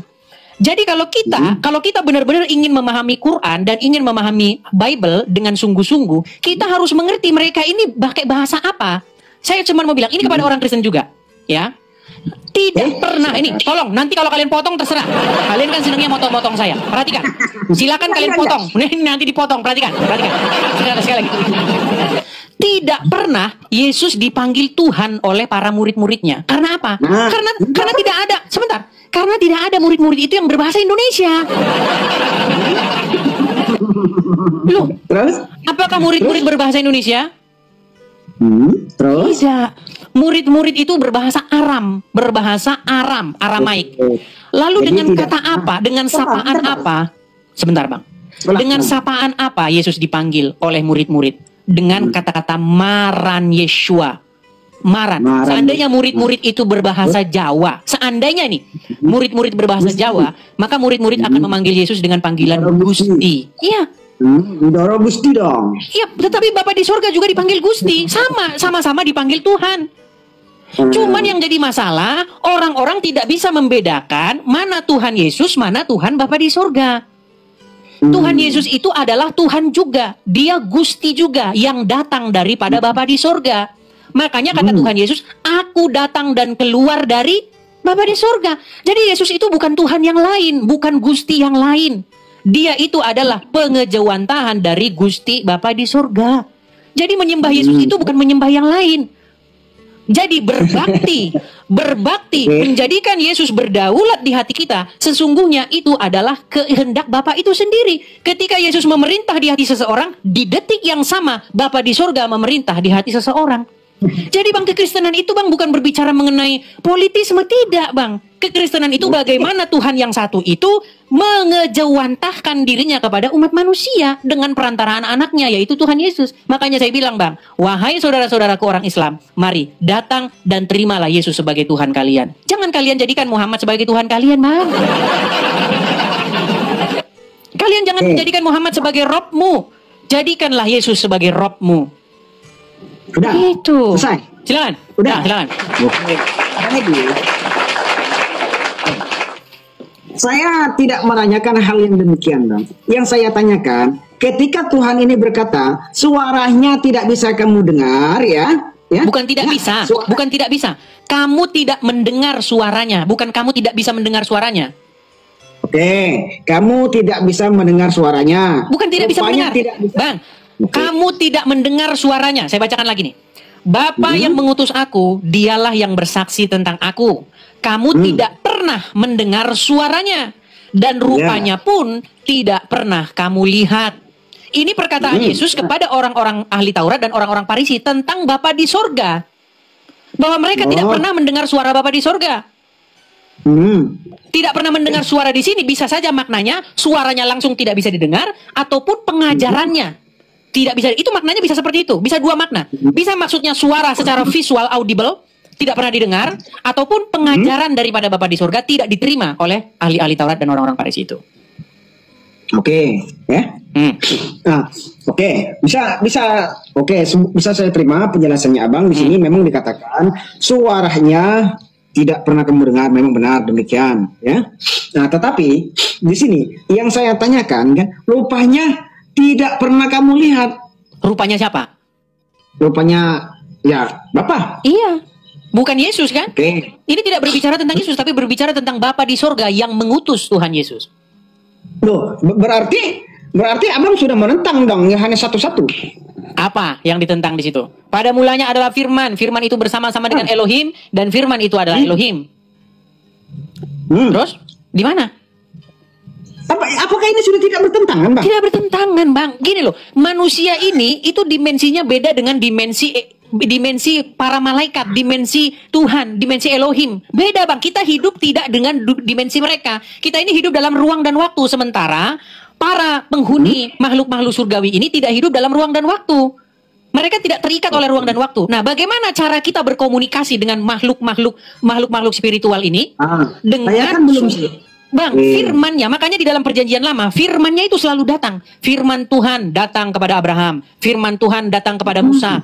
Firmannya itu yang datang. Nah, firmannya itu dalam perjanjian baru, nuzul menjadi manusia. Menjadi Yesus. Makanya Bang, mendengarkan Yesus sama saja mendengarkan Bapa di surga. Melihat Yesus sama dengan melihat Bapa di surga. Pertanyaan saya, kenapa umat muslim mengeraskan hati untuk menerima Yesus? Karena ada satu hal lagi, Bang. Apa lagi? Nah, ketika Yesus dibaptis, terdengarlah suara di langit. Benar kan? Memang saya bilang teman-teman, langkah awal untuk orang-orang muslim itu adalah supaya meninggalkan Muhammad dulu. Bang, ada selubung, gini Bang, ada selubung yang menutupi hati dan pikiranmu Bang. Yaitu apa? Yaitu roh daripada Muhammad. Spirit dari Allah dan Muhammad ini. Inilah yang menghalangi pikiran kalian. Bang Edis, ya, sebenarnya Bang saya tadi naik, ya, sebenarnya saya naik, cuma satu Bang yang ingin saya sampaikan kepada Bang Edis. Kitab Bang Edis ini menurut Mikana, entah menurut Abang Edis Lari ini. ke Mikana lagi. Oke lah Bang. Besok saja kita lanjut lagi gimana? Makasih Awi, makasih Awi. Bentar aja Bang. Bentar aja, 5 menit lagi lah. Silakan. Nah, kalau menurutnya Mikana, kitab ini yang benar adalah kitab yang dari Yahudi, benar kan? Makasih Bang Pane. Benar nggak Bang? Begini, Mikana itu mempermasalahkan terjemahan. Dia tidak pernah mempermasalahkan bahasa aslinya. Jadi begini Bang, ketika LAI atau Lembaga Alkitab Indonesia menerjemahkan Alkitab itu ke dalam bahasa Indonesia, Indonesia mengalami kekurangan kosakata untuk menerjemahkan kata-kata tertentu di dalam Bible. Contoh, kata theos. Theos ini mau diterjemahkan sebagai apa? Bukan itu Bang yang saya maksud. Bukan itu yang saya maksud. Yang saya maksud Bang, kitab kalian ini kan dari Yahudi. Betul. Betul. Nah sekarang Bang, saya hanya ingin berbicara ke Abang ini, hanya ingin menyampaikan gini Bang. Image-nya Abang itu tolong Bang berubah. Kitabnya Abang ini dari orang Yahudi. Nah, sekarang tunjukkan ke saya, ada nggak orang Yahudi ini menyembah Yesus? Ada Bang. Di zaman Yesus, di zaman Tuhan Yesus datang ke dunia, orang-orang itu memang sujud menyembah Dia. Gimana sih? Waduh. Sebentar. Kalau memang ya kitab ini dari Yahudi, pertanyaan saya Bang cuma gampang. Kok orang Yahudi nggak menyembah Yesus ya? Bang, jangan bilang orang Yahudi tidak menyembah Yesus. Sebagian murid-murid itu orang Yahudi semua, Bang. Jangan lihat orang Yahudi yang nggak percaya Tuhan Yesus. Banyak juga orang Yahudi percaya Tuhan Yesus. Sebentar, saya tunjukkan. Bang, saya tunjukkan Bang ya. Sebentar Bang, biar saya tunjukkan. Abang kan bilang tidak ada orang Yahudi yang menyembah Yesus. Betul? Kenapa tidak semua orang Yahudi menyembah Yesus, Bang? Ya karena tidak semua percaya. Gimana? Tuhan turunnya di mana? Iya karena tidak semua percaya. Gimana? Memangnya semua orang Yahudi percaya kepada Yesus kan sebagian tidak. Gimana? Nih saya tunjukkan. Dari itu, Bang. Nah saya tunjukkan Bang. Saya tunjukkan. Yohanes pasal yang ke-9. Saya tunjukkan ya Bang ya. Yohanes pasal yang ke-9 ayat yang ke-38. Tapi sebelum 38 seperti biasa supaya kita tidak kehilangan konteks, kita harus baca dulu sebelum dan sesudahnya. Perhatikan. Perhatikan ya. Nih. Nah, Bang. Saya bacakan Bang ya. Saya bacakan. Kata Yesus kepadanya, engkau bukan saja melihat dia, tetapi dia yang sedang berkata-kata dengan engkau, dialah itu. Katanya, aku percaya Tuhan. Lalu ia sujud menyembahnya. Kata Yesus, aku datang ke dalam dunia untuk menghakimi, supaya barang siapa yang tidak melihat dapat melihat, dan barang siapa yang tidak melihat, barang siapa yang melihat menjadi buta. Nih, ini Yesus disembah ini Bang di sini. Baru satu ya. Jangan cuma satu. Masih banyak ayat-ayat lainnya. Supaya orang yang melihat menjadi buta. Bang, itu konteksnya. Nih, saya jelaskan dulu. Ya, konteksnya. Orang yang melihat menjadi buta. Baik, saya jelaskan konteksnya ya. Oke. Jadi dulu ada seorang, gini Bang, saya jelasin konteksnya. Dulu ada seseorang yang dikenal di situ sebagai seorang pengemis yang buta sejak lahirnya. Nah, lalu dia dicelikkan matanya oleh Yesus. Bukankah dalam Al-Quran dikatakan bahwa Isa menyembuhkan mata orang buta? Betul? Di dalam Al-Quran disebutkan Isa itu mencelikkan mata orang buta, betul? Oke. Nah, di dalam kitab yang aslinya, jadi kalau merujuk Isa yang asli itu Anda harus baca Injil, Yesus. Jangan percaya sama Isa buatan Arab, nanti Anda jadi Islam. Dengar gak? ketika orang tersebut disembuhkan matanya dari buta sejak lahir, maka orang-orang tidak mengenali dia. Ini kan orang yang biasa mengemis itu. Siapa yang bikin kamu melihat?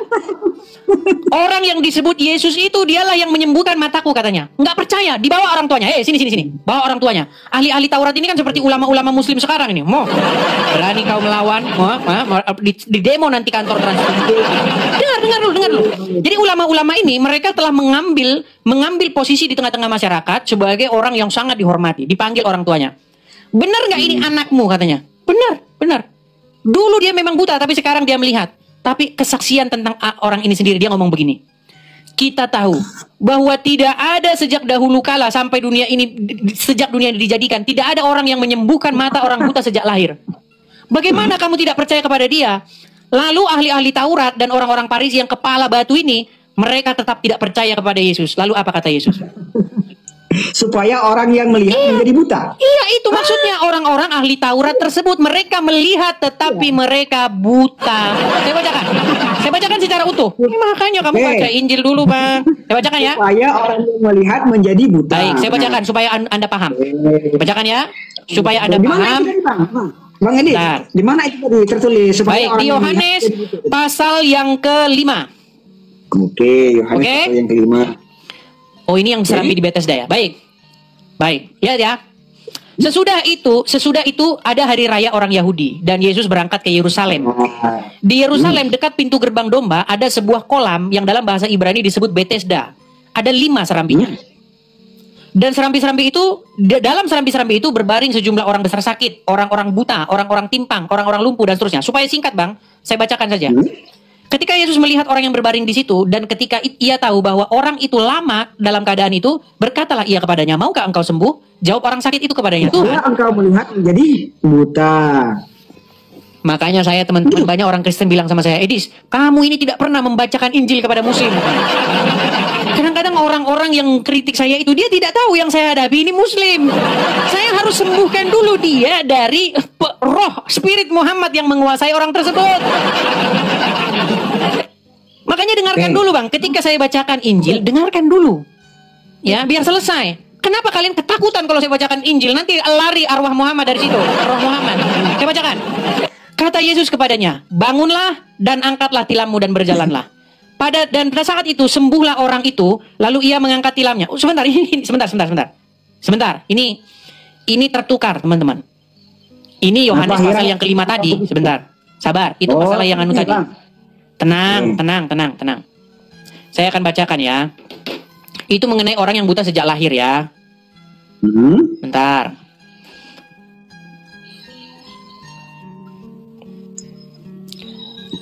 Sebentar ya. Itu ada di dalam Yohanes pasal yang ke-9. Ya, nih. Pada waktu Yesus sedang lewat, ia melihat seorang yang buta sejak lahirnya. Murid-murid bertanya kepadanya, "Rabi, siapakah yang berbuat dosa, orang ini sendiri atau orang tuanya sehingga ia dilahirkan buta?" Jawab Yesus, "Bukan dia dan bukan juga orang tuanya, tetapi pekerjaan-pekerjaan Allah harus dinyatakan di dalam dia." Dan seterusnya, saya bacakan poin-poinnya saja. Nih, setelah ia mengatakan semuanya itu, ia meludah ke tanah dan mengaduk ludahnya itu dengan tanah, lalu mengoleskan pada mata orang buta tadi. Dan berkata kepadanya, "Pergilah, basuhlah dirimu dalam kolam Siloam." Siloam artinya yang diutus. Maka pergilah orang itu dan membasuh dirinya, lalu kembali dengan matanya sudah melek. Tetapi tetangga-tetangga dan mereka yang dahulu mengenalnya sebagai pengemis berkata, "Bukankah dia ini yang selalu mengemis?" Dan yang lain berkata, "Benar, dialah ini." Dan yang lain pula berkata, "Bukan, tetapi orang ini serupa dengan dia." Orang itu sendiri berkata, "Benar, akulah itu." Kata mereka kepadanya, "Bagaimana matamu melek?" Jawab mereka, "Orang yang disebut Yesus itu mengaduk tanah dan mengoleskan pada mataku dan berkata kepadaku, 'Pergilah ke Siloam dan basuhlah dirimu.' Lalu aku pergi dan setelah itu aku membasuh diriku dan aku dapat melihat." Lalu mereka berkata kepadanya, "Di manakah dia?" Jawabnya, "Aku tidak tahu." Lalu mereka membawa orang yang tadinya buta itu kepada ahli Taurat dan orang-orang Farisi. Adapun waktu hari Yesus menyembuhkan itu adalah hari Sabat. Karena itu orang-orang Farisi pun bertanya kepadanya, "Bagaimana matanya menjadi melek?" Jawabnya, "Ia mengoleskan adukan tanah pada mataku, lalu aku membasuh diriku dan sekarang aku dapat melihat." Maka kata sebagian orang Farisi itu, "Orang ini tidak datang dari Allah, sebab ia tidak memelihara hari Sabat." Sebagian berkata pula, "Bagaimana seorang yang berdosa dapat melakukan mujizat yang demikian?" Maka timbullah pertentangan di antara mereka. Lalu kata mereka pula kepada orang buta itu, "Dan engkau, apa katamu tentang dia? Karena ia telah memelekkan matamu." Jawabnya, "Ia adalah nabi." Tetapi orang-orang Yahudi tidak percaya bahwa tadinya ia buta dan baru saja melihat lagi. Sampai mereka memanggil orang tuanya dan bertanya kepada mereka, inikah anakmu yang kamu katakan buta sejak lahir? Kalau begitu bagaimana dia dapat melihat? Jawab orang tua itu, yang kami tahu ia adalah buta dan dia adalah anak kami dan ia lahir buta. Tetapi bagaimana ia sekarang dapat melihat? Kami tidak tahu. Dan siapa yang memelekkan matanya? Kami tidak tahu juga. Tanyakan kepadanya sendiri. Ia sudah dewasa, ia dapat berkata untuk dirinya sendiri.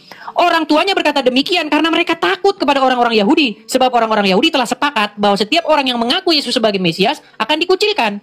Itulah sebabnya mereka, orang tuanya berkata, ia telah dewasa, tanyakan sendiri kepadanya. Lalu mereka memanggil sekali lagi dan suruh panjang nih bang, panjang sendiri. Lalu bertemu akhirnya dengan Yesus. Orang-orang ahli Taurat itu. Ya, perhatikan. Apa kata Tuhan Yesus? Dahulu, ini, jikalau orang itu tidak datang dari Allah, ia tidak dapat berbuat demikian. Jawab mereka, engkau ini sama sekali dalam dosa, dan seterusnya, dan seterusnya. Nih, jawabnya kepadanya, siapakah dia? Saya bacanya lompat-lompat ya, karena Anda sudah keburu ngantuk. Orang muslim kan tidak ngantuk dibacakan begini. Dengar kan? Kata Yesus, aku datang ke dunia untuk menghakimi, supaya barang siapa yang tidak melihat dapat melihat, dan supaya barang siapa yang melihat menjadi buta. Kata-kata itu didengar oleh beberapa orang Farisi yang berada di situ, dan mereka pun berkata kepadanya, apakah itu berarti bahwa kami buta? Jawab Yesus kepada mereka, sekiranya kamu buta, kamu tidak berdosa. Tetapi karena kamu berkata, kami melihat, maka tetaplah dosamu. Ini berbicara tentang sesuatu yang sangat mendalam. Bagaimana ahli-ahli Taurat ini, mereka memelek matanya. Tetapi seorang yang buta tersebut, dia terbuka hatinya dan menerima Yesus. Tetapi ahli-ahli Taurat dan orang-orang Farisi, ulama-ulama yang bebal ini, mereka tetap buta mata hatinya. Seperti itu. Nah, kamu ketawa kan? Tapi tidak mengapa, tidak mengapa. Saya cuma mau bilang begini, Bang, saya cuma mau bilang begini. Banyak orang Kristen bilang begini sama saya, Edis itu ya, yang diomongin Quran terus, ngomong Injil cuma 2% katanya. Mereka ini orang-orang yang tidak pengalaman ngadepin Muslim. Saya sudah di dalam Injil, jangan kau lemparkan barang berhargamu kepada hewan, jangan kau berikan mutiaramu kepada babi, sebab mereka akan mengoyakmu. Jadi mutiara itu jangan dilemparkan kepada hewan. Maksud saya begini. Saya punya pengalaman ngadepin orang Islam tuh 13 tahun. Jangan ngajarin saya, Abdul. Saya tahu cara menghadapi orang Islam. Makanya ketika saya berbicara dengan orang Islam, target saya itu satu. Lepaskan dulu spirit Allah dan Muhammad. Seketika itu sudah lepas, saya akan berkata kepadamu siang dan malam tentang Injil. Kamu kok ngajarin saya sih? Makanya ketika Anda belum melepaskan dirimu dari Allah dan Muhammad, Bang, Anda tidak akan percaya itu. Makanya saya bilang, Bang, di dalam hatimu ada Allah dan Muhammad memerintah. Pecat dulu mereka. Setelah Anda pecat mereka, baru saya akan memberitakan tentang nama Bapa, Putra, dan Roh Kudus kepadamu. Itu. Begitulah ya, karena ini sudah larut malam, sudah hampir setengah 12. Kita sambung besok-besok lagi ya. Oke, terima kasih Bang Ardiansyah. Sampai ketemu lagi di diskusi selanjutnya. Terima kasih, selamat malam. Ya, itulah ya teman-teman ya. Orang yang, makanya saya bilang, orang yang sudah bertinju, maksudnya orang yang baru memasang sarung tinju di tangannya, janganlah mengajarkan orang yang sudah bertinju selama 13 tahun. Banyak orang Kristen bilang, Edis itu yang dibahas Islam. Mana dia pernah memberitakan Injil? Paling pun dia memberitakan Injil cuma 20%. Ya karena kamu belum pengalaman ngadepin mereka. Sudah saya bilang, kalau kamu langsung beritakan Injil, kau akan dikoyaknya dan kau akan ditertawai mereka. Bukankah tertulis di dalam Injil, jangan kau berikan mutiaramu kepada BABI.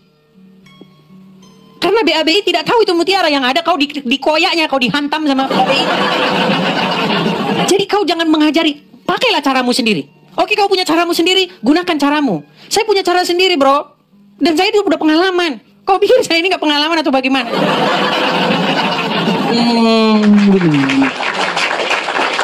Oke lah ya, teman-teman sekalian, mungkin dulu belum ada internet, dulu belum ada sosial media begini. Maksudnya ada internet tapi belum ada media-media begini kan. Dulu masih manual, kami juga masih manual. Anda jangan salah, dulu saya datang ke kampung-kampung, ke desa-desa itu, saya pajang di situ layar tancap gede-gede. Saya undang orang-orang untuk datang nonton di situ. Nonton apa? Nonton film Tuhan Yesus. Iya, dulu zaman-zaman dulu, tahun-tahun 2013 dulu. Saya kumpulin orang-orang satu kampung, datang. Yuk kita nobar, nonton bareng. Itu secara manual. Jadi kau jangan ngajarin saya juga dalam dunia nyata. Urus bagianmu lakukan. Mantap, bagian saya lakukan. Jangan gara-gara banyak viewersnya saya di sini kemudian kalian, waduh penonton saya sedikit ini sedikit yang ngasih koin, langsung cemburu marah sama saya. Jangan seperti itu. Kalau kau bagus melakukan pekerjaanmu, percayalah orang-orang akan datang nonton di sana. Jangan gara-gara yang nonton di sana cuma 150 kau repot ngomongin saya terus. Kau kalian orang yang saya maksud. Karena ada di antara para apologet ini yang seperti itu.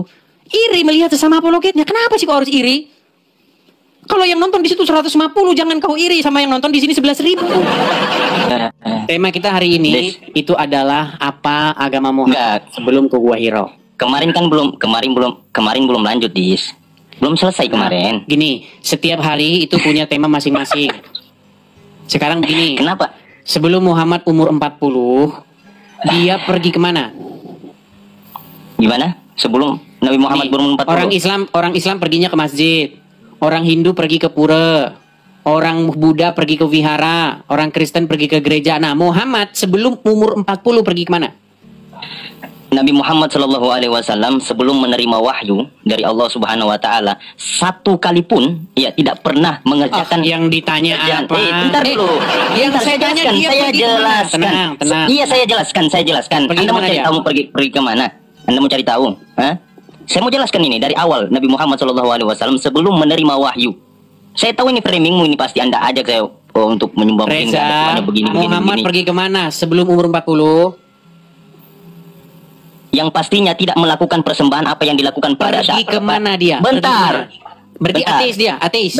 Ateis. Ateis dia. Oh, jadi ateis gimana Oke, sih Andre? kalau gitu dia yang pastinya melakukan, tidak. oke, kalau gitu dia yang melakukan, pastinya dia tidak pernah melakukan penyembahan apa yang ya dilakukan sudah, pada dia pergi Quraisy. kemana? Yang ajaran tauhid yang diajarkan. Kok ketawa? Pergi kemana dia? Pergi kemana dia? Kok ketawa? Kok ketawa? Pergi kemana? Kenapa ketawa? Apa yang lucu? Ya, apa yang lucu, Dis? Pertanyaan saya adalah, kemana Muhammad pergi sebelum umur 40 tahun? Nggak kemana-mana, tetap di Mekah. Nggak Iya, kemana-mana. Perginya kemana dia? Nggak kemana-mana. Kemana emang? Berarti Kan dia saya ateis. katakan dia nggak. Berarti Kan dia saya ateis. katakan dia nggak Nggak pernah beribadah dia ya? Dia pernah beribadah. Dengar. Makanya Dia agama melakukan Muhammad milah teman-teman, Ibrahim. ditutup-tutupi oleh orang Islam. Aduh, sulit anda ini. Sabar. Oke, sekarang Bisa pertanyaan saya simpel saja. Pembela. Bisa diskusi tidak? Pertanyaan saya simpel saja. Bisa diskusi tidak, Dis? Oke. Biar santai. Coba ikuti saya ya. Jelaskan. Tenang. Saya mau Reza, jelaskan. tenang. Reza tenang. Saya ulangi pelan-pelan ya, biar kita tidak kemana-mana. Orang Kristen pergi ke gereja. Orang Hindu pergi ke pura. Orang Buddha pergi ke wihara. Orang Islam pergi ke masjid. Betul? Pertanyaan saya, sebelum Muhammad berumur 40 tahun, kemana dia pergi? Nggak pergi kemana-mana. Berarti dia tidak pernah beribadah. Dengar. Dia melakukan milah Ibrahim. Ayatnya. Saya mau jelasin. Ayatnya. Wa millati Ibrahim hanifan wa ma kana minal musyrikin. Ayat berapa? Iya. Ayat berapa? Biar saya buka. Buka. Silakan. Kita bukain. Silakan. Anda ini juga sulit amat ya. Ajaran sholat itu nanti setelah Quran disampaikan kepada Nabi Muhammad baru menerima sholat. Ayat berapa? Bentar dulu, saya bukakan dulu. Millati Ibrahim hanifan. Oke, di dalam surat An-Nahl nomor 123 ya. Dalam surah Al-Baqarah juga banyak sekali. Oke, baik, saya bacakan. Kita akan buktikan logika sungsang orang Islam. Makanya teman-teman, orang Islam ini teman-teman, ketika dia membaca Qur'annya, mereka itu kalang kabut karena mereka ini hanya baca huruf Arab aja. Baca huruf Arab. Oke. Nih, Saya bacakan. Oke, udah balikin ke kameramu biar saya yang bacakan. Oke. Oh, kamu saja yang bacakan. Sebentar, saya balik kamera saya. Kamu yang bacakan. Oke. Ya, silakan dibaca. Apa bacanya nih, Dis? Silakan dibaca. Bacanya. Terjemahnya saja, silakan. Oh, kok terjemahannya. Oh iya, terjemahannya. Ya, umat terjemahan siap. Kemudian kami wahyukan, bentar, saya baca ini nih. Kemudian kami wahyukan kepada Muhammad, ikutilah agama Ibrahim, seorang yang hanif, yakni yang orang yang jujur, dan bukanlah dia termaksud orang-orang yang mempersekutukan Tuhan kayak Anda, Edis. Baik. Sip, pertanyaan saya, itu wahyu diturunkan kepada Muhammad sebelum umur 40 atau sesudah umur 40? Sesudah. Sesudah. Pertanyaan saya sebelum atau sesudah? Sesudah. Memang. Nih saya bikin lagi banner saya. Apa sih? Nih, saya bikin lagi banner saya sebentar. Dengar. Edis. Pertanyaan saya adalah Edis, dengar sebelum dulu. Muhammad ke Gua Hira. Anda mau cari tahu, biar saya jelaskan. Yang Anda tunjukkan Kan setelah Muhammad ke Gua Hira. Betul tidak? Ikutilah milah Ibrahim itu sesudah dia umur 40. Nah, sebelum dia umur 40, dia pergi kemana? Tetap mengikuti milah Ibrahim. Bagaimana mungkin dia mengikuti milah Ibrahim sementara dia sudah mengikuti milah Ibrahim? Rasul Muhammad Shallallahu Alaihi Wasallam itu Edis maksum, terhindar dari perbuatan Bentar, syirik jangan berhalusinasi. Yang sebentar, Reza. Kau jangan berhalusinasi. Yang kita bukakan lagi data. Kita bukakan lagi data. Saya bukakan lagi data bahwasanya Nabi Muhammad itu maksum, terhindar dari. Bukan itu yang pokok bahasan kita. Sebelum Anda kan gini. Aduh, gimana sih? Al-Quran itu ada, tenang. Al-Quran saya paham sama Anda ini, saya paham. Dengar, saya paham jalan narasi Anda ini, saya paham mau kemana. Makanya saya mau jelaskan.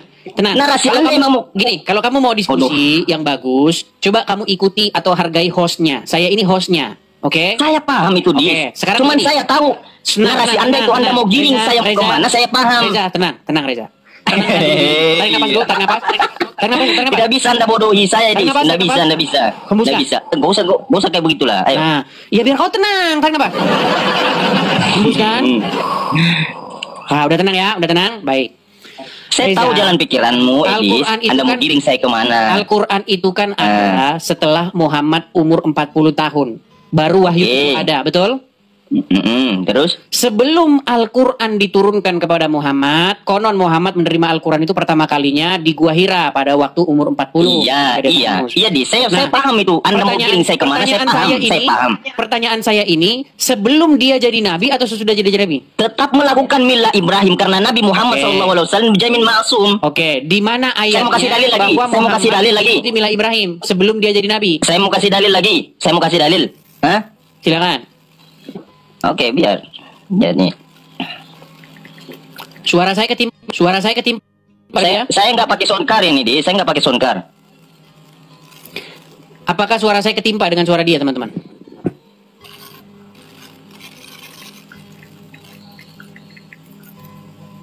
Aduh, ada yang ngomong ketimpa, ada yang ngomong tidak. Saya juga jadi bingung ketimpa atau tidak. Ada yang ngomong tidak, ada yang ngomong ketimpa. Ya, silakan. Jelaskan lagi yang Edis. Nih, salah satu ajaran yang dibawakan oleh Nabi Muhammad SAW sebelum menerima wahyu. Nabi Muhammad itu maksum, Edis. Oke, berarti dia sudah mengetahui kebenaran. Tidak pernah mengerjakan apa yang dilakukan pagan Quraisy, menyembah Lata, Uzza, Mana. Tidak pernah Nabi Muhammad menyembah itu. Makanya dia dikatakan melakukan milah Ibrahim, hanif, lurus. Iya, itu kan setelah umur 40 tahun dia disuruh mengikuti milah Ibrahim. Saya tahu, Dis. Berarti artinya sebelumnya dia tidak mengikuti milah Ibrahim. Masya Allah ya kan. Bentar. Kalau orang disuruh mengikuti milah Ibrahim, artinya dia belum mengikuti milah Ibrahim. Contoh begini, makan. Atau masuklah Islam, berarti dia belum Islam. Bagaimana mungkin orang yang Islam suruh masuk Islam? Oke, saya tanya balik Anda. Dari mana Paulus diangkat menjadi Rasul? Siapa yang mengangkat dia? Sedangkan dia pernah mengalihkan perhatian. Kenapa Anda mengalihkan perhatian? Saya balikan sama Anda. Fokus dulu. Enggak, saya balikan sama Anda. Dari mana Paulus dikatakan menjadi Rasul sedangkan tidak pernah dia bertemu dengan Yesus? Kamu sudah panik, mau panik? Enggak, saya enggak panik. Fokus dulu. Sekarang begini, Reza. Makanya saya balikan sama Anda. Anda bisa enggak jawab? Tenang, jawab. Reza. Kamu mengatakan bahwa dia maksum. Berarti sebelum berumur 40 dia mengetahui kebenaran. Bisa enggak jawab? Dari mana Paulus diangkat menjadi Rasul? Dari mana Paulus diangkat menjadi Rasul? Coba. Dia mengetahui syariat. Siapa yang mengangkat dia jadi Rasul? Oke, kalau kamu sudah mengalihkan tema, kau di bawah sana. Enggak. Ya, tidur kau di bawah sana. Ya, kau tidur di bawah sana. Yang dibahas agama Muhammad malah lari ke Paulus. Siapa yang mengangkat Paulus menjadi rasul? Tuhan Yesus sendiri. Ketika Paulus dalam perjalanannya ke Damsyik, bagaimana Tuhan Yesus menampakkan diri kepada Paulus? Paulus diutus oleh Tuhan Yesus untuk memberitakan Injil kepada bangsa-bangsa lain. Itu jelas. Ada ayatnya dalam Bible. Nah, sementara agama Muhammad sebelum ke Gua Hira apa? Kamu bilang milah Ibrahim. Sedangkan mengenai suruh mengikuti milah Ibrahim setelah Muhammad lebih dari 40 tahun. Bagaimana mungkin orang Islam disuruh, wahai kalian orang Islam, masuklah kamu ke dalam Islam. Ini gimana? yang disuruh masuk Islam itu adalah orang-orang yang di luar Islam. Orang yang disuruh masuk milah Ibrahim adalah orang-orang yang tidak mengikuti milah Ibrahim. Bagaimana mungkin Anda katakan Muhammad mengikuti milah Ibrahim? Berarti dia ganti agama dong. Ayo silakan ya. Saya cuma mau kasih tahu begini. Sebelum Muhammad itu ke Gua Hira, Muhammad itu biasa dia ke Ka'bah. Bahkan ketika ada perdebatan sengit di antara puak-puak, Muhammad itu mendamaikan puak-puak yang sedang bertikai itu. Ketika Ka'bah dibangun kembali, Ka'bah itu adalah pusat penyembahan orang-orang sukunya Muhammad. Muhammad itu suku Quraisy, orang Quraisy dia. Nah, orang-orang Quraisy itu mereka mengurus Ka'bah. Ka'bah itu apa pada waktu itu? Tempat penyembahan berhala. Naik ke sini dan patahkan argumen saya. Ayo, patahkan argumen saya. Sungguh kamu nekat yang nyata. Riko Simanjuntak. Ya, silakan. Nyalakan kamera Anda. Silakan Riko. Apa lagi lah kau itu dis? Silakan kamera nyalakan dulu Riko. Oke, Riko lagi kamu sudah nyimak.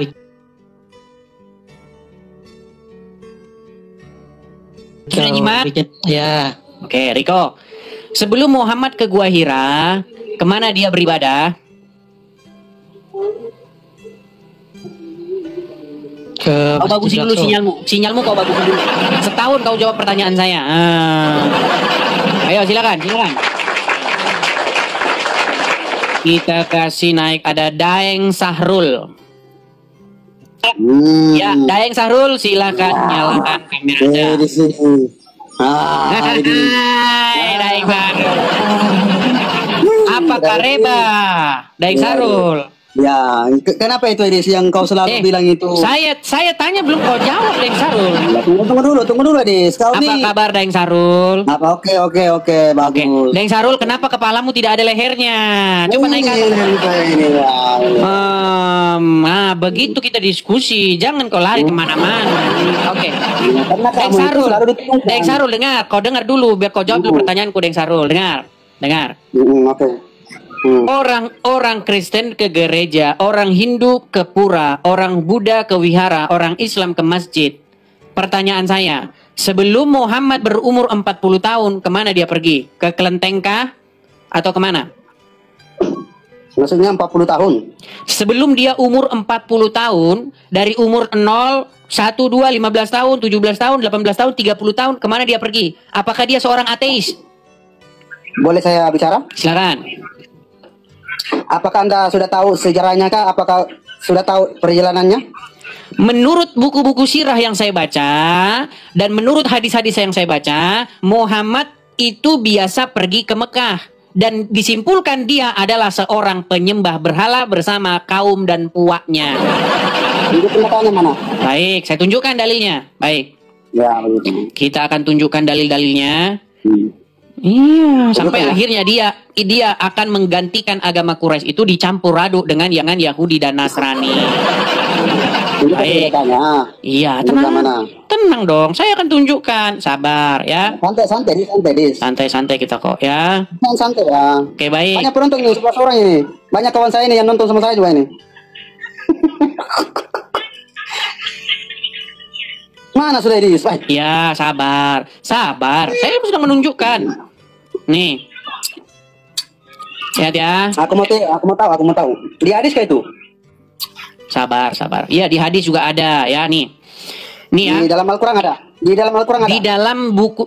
Kan ini umur sebelum 40 tahun. Gimana sih? Iya, oke. Al-Qur'an kan sesudah 40 tahun. Ya, buka saja dulu kita mau tengok. Baik. Saya tunjukkan. Nih ya. Ini bagaimana Muhammad mendamaikan kubu-kubu yang bertikai di Ka'bah. Itu apa itu, Edis? Tenang. Ini apa yang dilakukan Nabi Muhammad dalam pemugaran Ka'bah? Perhatikan. Nih, Sebelum Muhammad jadi nabi, dia itu sudah biasa di Ka'bah, dan Ka'bah itu memang tongkrongannya gimana? Kita bacakan ya. Kita bacakan. Nih. Apa yang dilakukan Nabi Muhammad saat pemugaran Ka'bah? Sebentar, ini banyak iklannya. Sabar ya. Sabar. Ini banyak iklannya. Sebentar, banyak iklannya. Sabar. Iklan. Saya tunjukkan dulu ya. Nih. Bagaimana Muhammad dia mendamaikan pihak-pihak yang bertikai pada waktu itu. Nih ya. Bagaimana Anda ini? Saya tunjukkan kok Anda malah tertawa. Bentar. Lawa Pak kau ini. 12 penonton bikin malu sih ya Pak kau ini. Kenapa bikin malu? Nih. Ketawa itu orang di bawah nonton kau itu. Ketawa. Oke lanjut. Oke lanjut aku diam. Menghibur diri dia. Bukan aku malu, bukan aku. Kenapa kau menghibur diri? Kau jangan menghibur Karena diri. tidak jelas. Perhatikan. Tidak jelas kamu. Perhatikan ya. Oke. 5 tahun sebelum Nabi Muhammad diutus menjadi Rasul, Makkah pernah dilanda banjir bandang yang menyebabkan bangunan Ka'bah hampir ambruk. Semua orang enggan untuk merenovasi dan merobohkan Ka'bah hingga akhirnya diprakarsai oleh Al-Walid bin Al-Mughirah Al-Muqzami. Setelah melihat tidak terjadi apa-apa terhadap Walid, akhirnya dilakukan perubahan dan perenovasian Ka'bah. Perhatikan. Pemimpin proyek ini adalah seorang arsitek berkebangsaan Romawi bernama Bakum.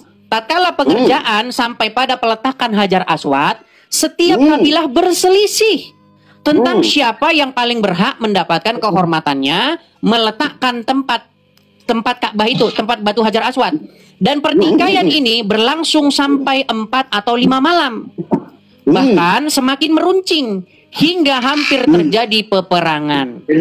Hingga datanglah Abu Umayyah bin Al-Mughirah menawarkan menyelesaikan dengan satu cara, yaitu menjadikan pemutus perkara kepada siapa yang paling dahulu memasuki pintu masjid. Nah, mereka masjidnya di sana nih, di tempat penyembahan berhala itu, ya. Di mana Nabi Muhammad di situ menyembah? Nanti tenang. Saya bacakan dulu, ya. Tawaran ini diterima semua pihak dan atas kehendak Allah, Rasulullah yang pertama memasuki pintu masjid. Jadi Rasulullah itu memang dia tempatnya di situ. Namanya apa? Di situ mana tertulis? Oke. Ka'bah tempat apa pada waktu itu? Yang menulis itu siapa? Yang menulis itu siapa? Jadi Anda tidak percaya? Tidak percaya? Jadi bikin malu kau ini pelawat punya bahasa. Jadi tidak percaya? Yang menulis itu siapa? Bukan saya tidak percaya, yang aku tanya kamu ini siapa yang menulis? Tatkala semua kabilah melihat Rasulullah yang pertama masuk pintu masjid, mereka berseru, inilah Al-Amin, orang yang amanah. Kami rela, inilah Muhammad. Dan ketika beliau mendekati semua orang yang sudah berkumpul dan diberitahukan bahwa Rasulullah menjadi orang yang memutuskan perkara, Rasulullah minta sehelai selendang dan meletakkan Hajar Aswad itu di tengah-tengahnya, lalu meminta kepada semua kabilah untuk memegang tiap ujung kain dan mengangkatnya sampai ke tempat semula. Inilah cara Muhammad mendamaikan puak-puak yang bertikai ini. Dari mana rujukannya ini? Perjalanan hidup Rasul yang agung Muhammad dari kelahiran hingga detik-detik akhirnya. Mana dia menyembah itu berhala? Syekh Syarifur Rahman Al-Mubarakfuri. Siapa yang menulis itu? Sekarang baik. Ini karya Syekh Syarifur Rahman Al-Mubarakfuri. Ini ulama kalian, mau kalian manuin, mau kalian tempeleng ulama kalian ini. Hah? Di mana di situ? Saya balikan dulu kamera saya. Tenang. Saya balikan dulu kamera saya. Bagaimana gambarnya Muhammad? Bagaimana cara Muhammad mendamaikan? Nih. Bagaimana cara Muhammad mendamaikan? Nih. Setiap puak memegang ujung kain. Nih, ini yang dilakukan Muhammad nih. Dia mendamaikan puak-puak yang bertikai, ditaluhnya lah batu Hajar Aswad ini. Begini cara Muhammad. Jadi Muhammad itu memang sudah biasa ke Ka'bah. Nah, sekarang pertanyaannya, Ka'bah sebelum Rasul, Ka'bah sebelum kenabian. Siapa yang menulis itu? Penonton 12 orang ini penonton ini. Lawas saja Edis. Kalau Edis ini yang lawas. Bagaimana Ka'bah sebelum Muhammad jadi nabi? Ka'bah sebelum Muhammad jadi nabi tempat penyembahan berhala. Nih, saya tunjukkan. Siapa yang menulis tadi itu? Oh, dia tidak tahu bahwa nabi Ka'bah tempat penyembahan berhala sebelum Muhammad jadi nabi. Makanya Muhammad itu bekerja. Nih, perhatikan. Tertulis di mana di situ? Nek kamu menyembah berhala. Baik. Hah? Nih, perhatikan. Respect, Ini Kompas lawan. ya, nggak main-main nih. Kompas, perhatikan. Siapa yang menulis itu? Siapa yang menulis? Sejarah Yang menulis Ka'bah siapa? dari masa ke masa, perhatikan. Siapa yang menulis? Ka'bah Siapa yang menulis? sebelum di masa kenabian, tempat apa dia? Ka'bah itu. Nih, Ka'bah Nah. sebelum era Islam. Nih, sebelum Islam Siapa yang datang menulis? dan disebarkan oleh Nabi Muhammad, Ka'bah merupakan bangunan suci yang dikelilingi oleh apa? Oleh apa? Berhala. Berhala. Betul. Di mana ada Muhammad di situ? Berhala. Nah, Ada datanya. makanya saya bilang setelah Muhammad, sebelum Muhammad jadi nabi umur 40. Balik kamera kamu itu, saya tanya kamu. Ya, balik dulu kamera Balik saya. kamera kamu. Balik dulu. Nah, sebelum Muhammad umur Di mana di 40, dia kan belum menerima wahyu, betul? Maksudnya, Oke, tapi dia sudah biasa ke Ka'bah, betul? kamu tadi menyembah Nabi Muhammad itu berhala di mana datanya? Terus ngapain dia ke Ka'bah? Dia ngapain ke Ka'bah? Disco dia. Dia ke Ka'bah ngapain? Ka'bah itu adalah tempat penyembahan. Bagaimana mungkin Muhammad di sana dia cuma main disco? Dia pasti ikut di sana. Mereka melakukan kegiatan-kegiatan di situ. Ngapain? Nyembah berhala. Tidak ada tertulis Nabi Muhammad. Ya udah, sekarang saya tanya, ngapain orang ke masjid? Sebentar, saya tanya kamu dulu, Deng, ngapain orang pergi ke masjid? Sholat. Oke, tidak perlu dijelaskan di situ kalau dia sholat. Kalau ke masjid, apalagi rutinitas pasti dia sholat. Sekarang, Ganti-gantian. tenang. Ngapain orang pergi ke Ka'bah? Tenang. Aku yang tanya lagi kamu. Ngapain Sudah orang dijawab. pergi ke Ka'bah? Ya sudah kamu jelaskan tadi. Oke, sekarang aku lagi giliran saya. Ngapain orang pergi ke Ka'bah? Iya, pergi di sana lah sholat. Ngapain? Sholat lah di sana. Oke, sholat. Sebelum Muhammad jadi nabi, itu tempat penyembahan berhala, betul? Kontol kau. Jangan apa sih? Sudah saya bilang, orang Islam kalau diajak debat bahas agama, maka keluarlah kata-kata mutiara yang sangat Islami. Sudah saya bilang teman-teman, orang Islam itu nggak bisa dibahas-bahas agamanya, yang ada keluar celurit. Kenapa? Orang Islam itu memang tidak akan mungkin bisa membahas agamanya. Iya, ganti-gantian boleh. Oke, sekarang saya tanya, ngapain Muhammad pergi ke Ka'bah? Apakah dia disco? Ngapain Muhammad pergi ke Ka'bah, Deng? Ngapain?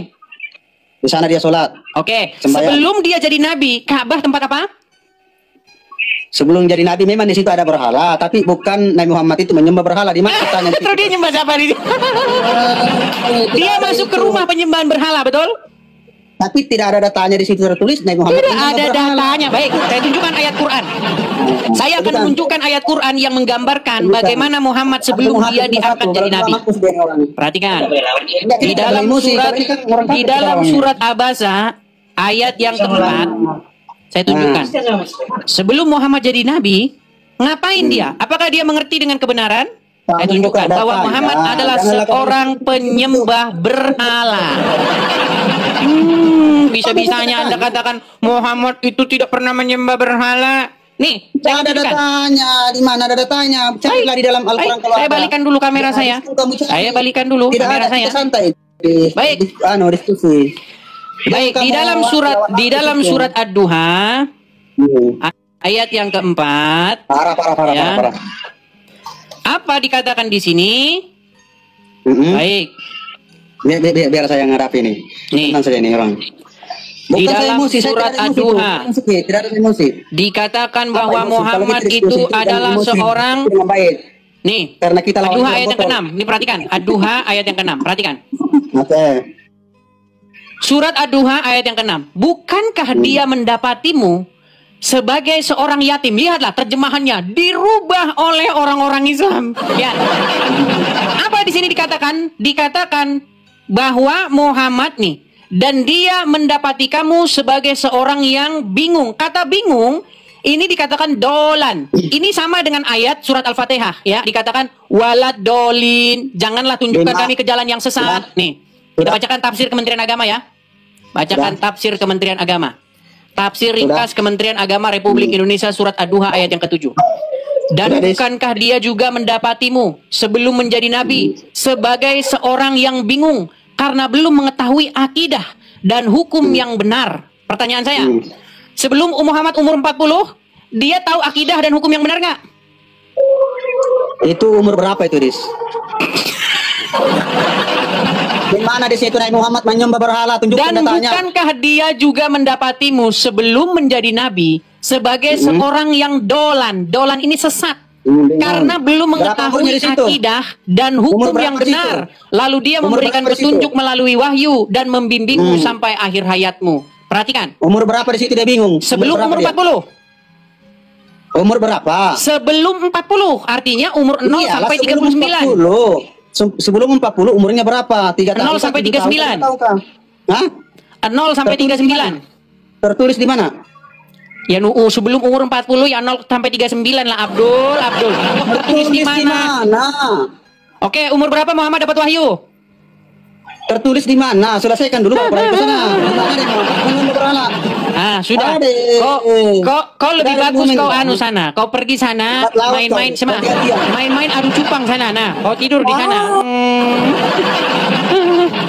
Baik teman-teman yang terkasih dalam Tuhan Yesus, satu kebanggaan bagi kita untuk selalu menyampaikan fakta kebenaran di dalam dialog lintas iman atau dialog lintas agama atau perdebatan perdiskusian yang bisa tersaji di media, baik di TokTok, baik di YouTube dan lain sebagainya. Dan tetap dukung untuk semua apologetik Kristen supaya tetap berkiprah, bersemangat di dalam menyampaikan kebenaran, bahkan memberikan sebuah argumentasi perlawanan terhadap iman orang-orang yang selama ini begitu sibuk membahas kekristenan, begitu ya.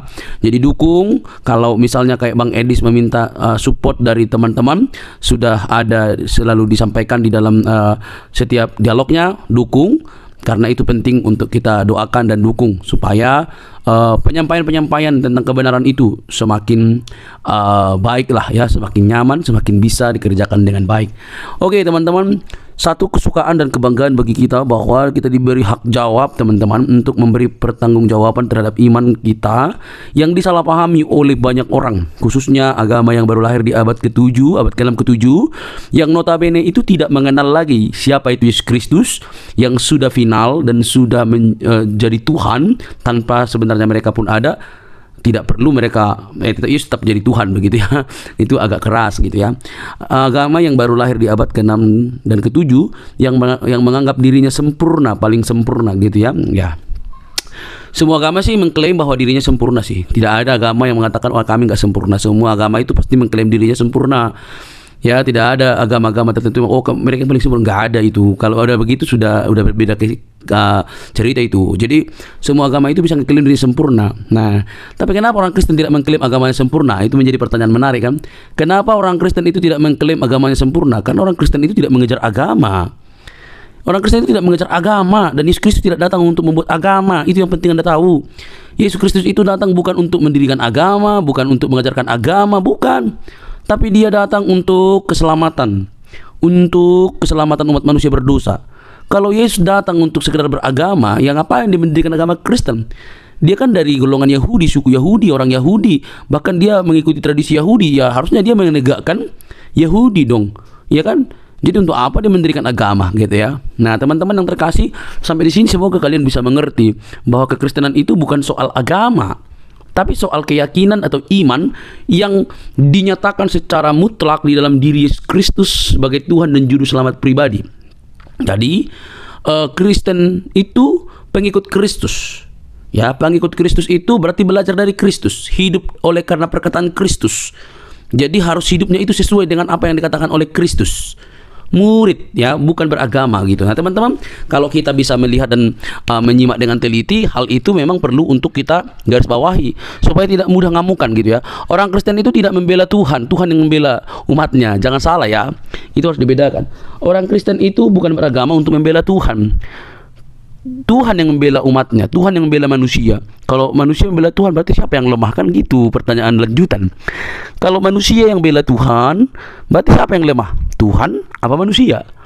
Nah logikanya adalah Tuhan yang maha kuasa itu bisa menjadi apa saja, dan dialah yang paling punya kuasa untuk membela umatnya. Tapi kalau membela kebenaran, itu wajar. Membela kebenaran itu artinya memberi hak jawab kita terhadap mereka yang sewenang-wenang. Apalagi para polemikus ya, yang kerjaannya itu tiap hari mengurusin kekristenan. Kita harus memberi hak jawab kita sebaik mungkin. Karena itu pun diberikan oleh Tuhan, dimandatkan oleh Tuhan dalam firman-Nya, bahwa kita diberi hak jawab untuk memberi pertanggungan jawab terhadap orang-orang yang menyalahpahami iman kekristenan, terhadap orang-orang yang selama ini salah memikirkan tentang kekristenan. Kita harus memberi hak jawab kita. Nah teman-teman, yang terjadi adalah apa yang dilakukan oleh Bang Edis ini, mereka justru mengamuk gak karu-karuan gitu ya. Itu ibarat disiram air panas, lompat-lompat gitu, atau kalian cacing lalu dikasih garam itu langsung berkeok-keok gitu ya. Lucu mereka ini. Nah alhasil mereka yang tidak pernah belajar dengan sungguh-sungguh, mungkin mereka hanya belajar bahasa Arab, bacanya segala macam, tidak pernah belajar secara mendalam. Mereka akhirnya apa? Mengamuk, marah, kepanasan gitu, bahkan ngancam, mau seruduk lagi begitu ya. Sudah nggak tahu, taunya cuma dari ustadznya, digal dari arkeologianya nggak bisa, tiba-tiba diberikan fakta, dipertanyakan fakta, justru ngamuk. Nah ini kan model-model anak-anak gitu ya. Ini sifat-sifat childish yang dipamerkan atau selalu dininabobokan, sehingga mereka hanya mengeluarkan luapan-luapan emosi ketika mereka tidak bisa jawab kekristenan. Kan miris itu teman-teman. Coba deh berpikir secara cerdas. Nah, tetapi yang namanya kebenaran ya pasti mau dibengkokkan gitu ya. Ya Kristen itu kebenaran sih. Kebenaran yang memerdekakan manusia dari dosa. Dosa umat manusia itu yang membinasakan, tapi Kristus menyelamatkan kita. Oleh karena itu teman-teman, mari terus kita bersemangat untuk boleh menyampaikan kebenaran, karena kebenaran itu memerdekakan orang dari dosa. Kebenaran dalam Kristus Yesus. Dialah juru selamat, tidak ada yang lain, karena di dalam Dia tidak ada dusta. Di dalam Kristus tidak ada kebohongan. Di dalam Kristus ada kemerdekaan. Di dalam Dia keselamatan terjamin. Saat engkau percaya, Dia mematahkan diri kita dengan Allah Roh Kudus yang menjamin kehidupan kita. Percayalah, Dialah sang sumber terang itu yang menyelamatkan kita dari dosa. Teman-teman, tidak perlu kepanasan, jangan skip, jangan biarkan tayangan ini, sebarkan di media-media teman-teman sehingga ada banyak orang yang dicerdaskan. Ingat, Kristus itu mengasihi semua umat manusia. Sampai ketemu di video selanjutnya teman-teman. Tuhan memberkati. Shalom.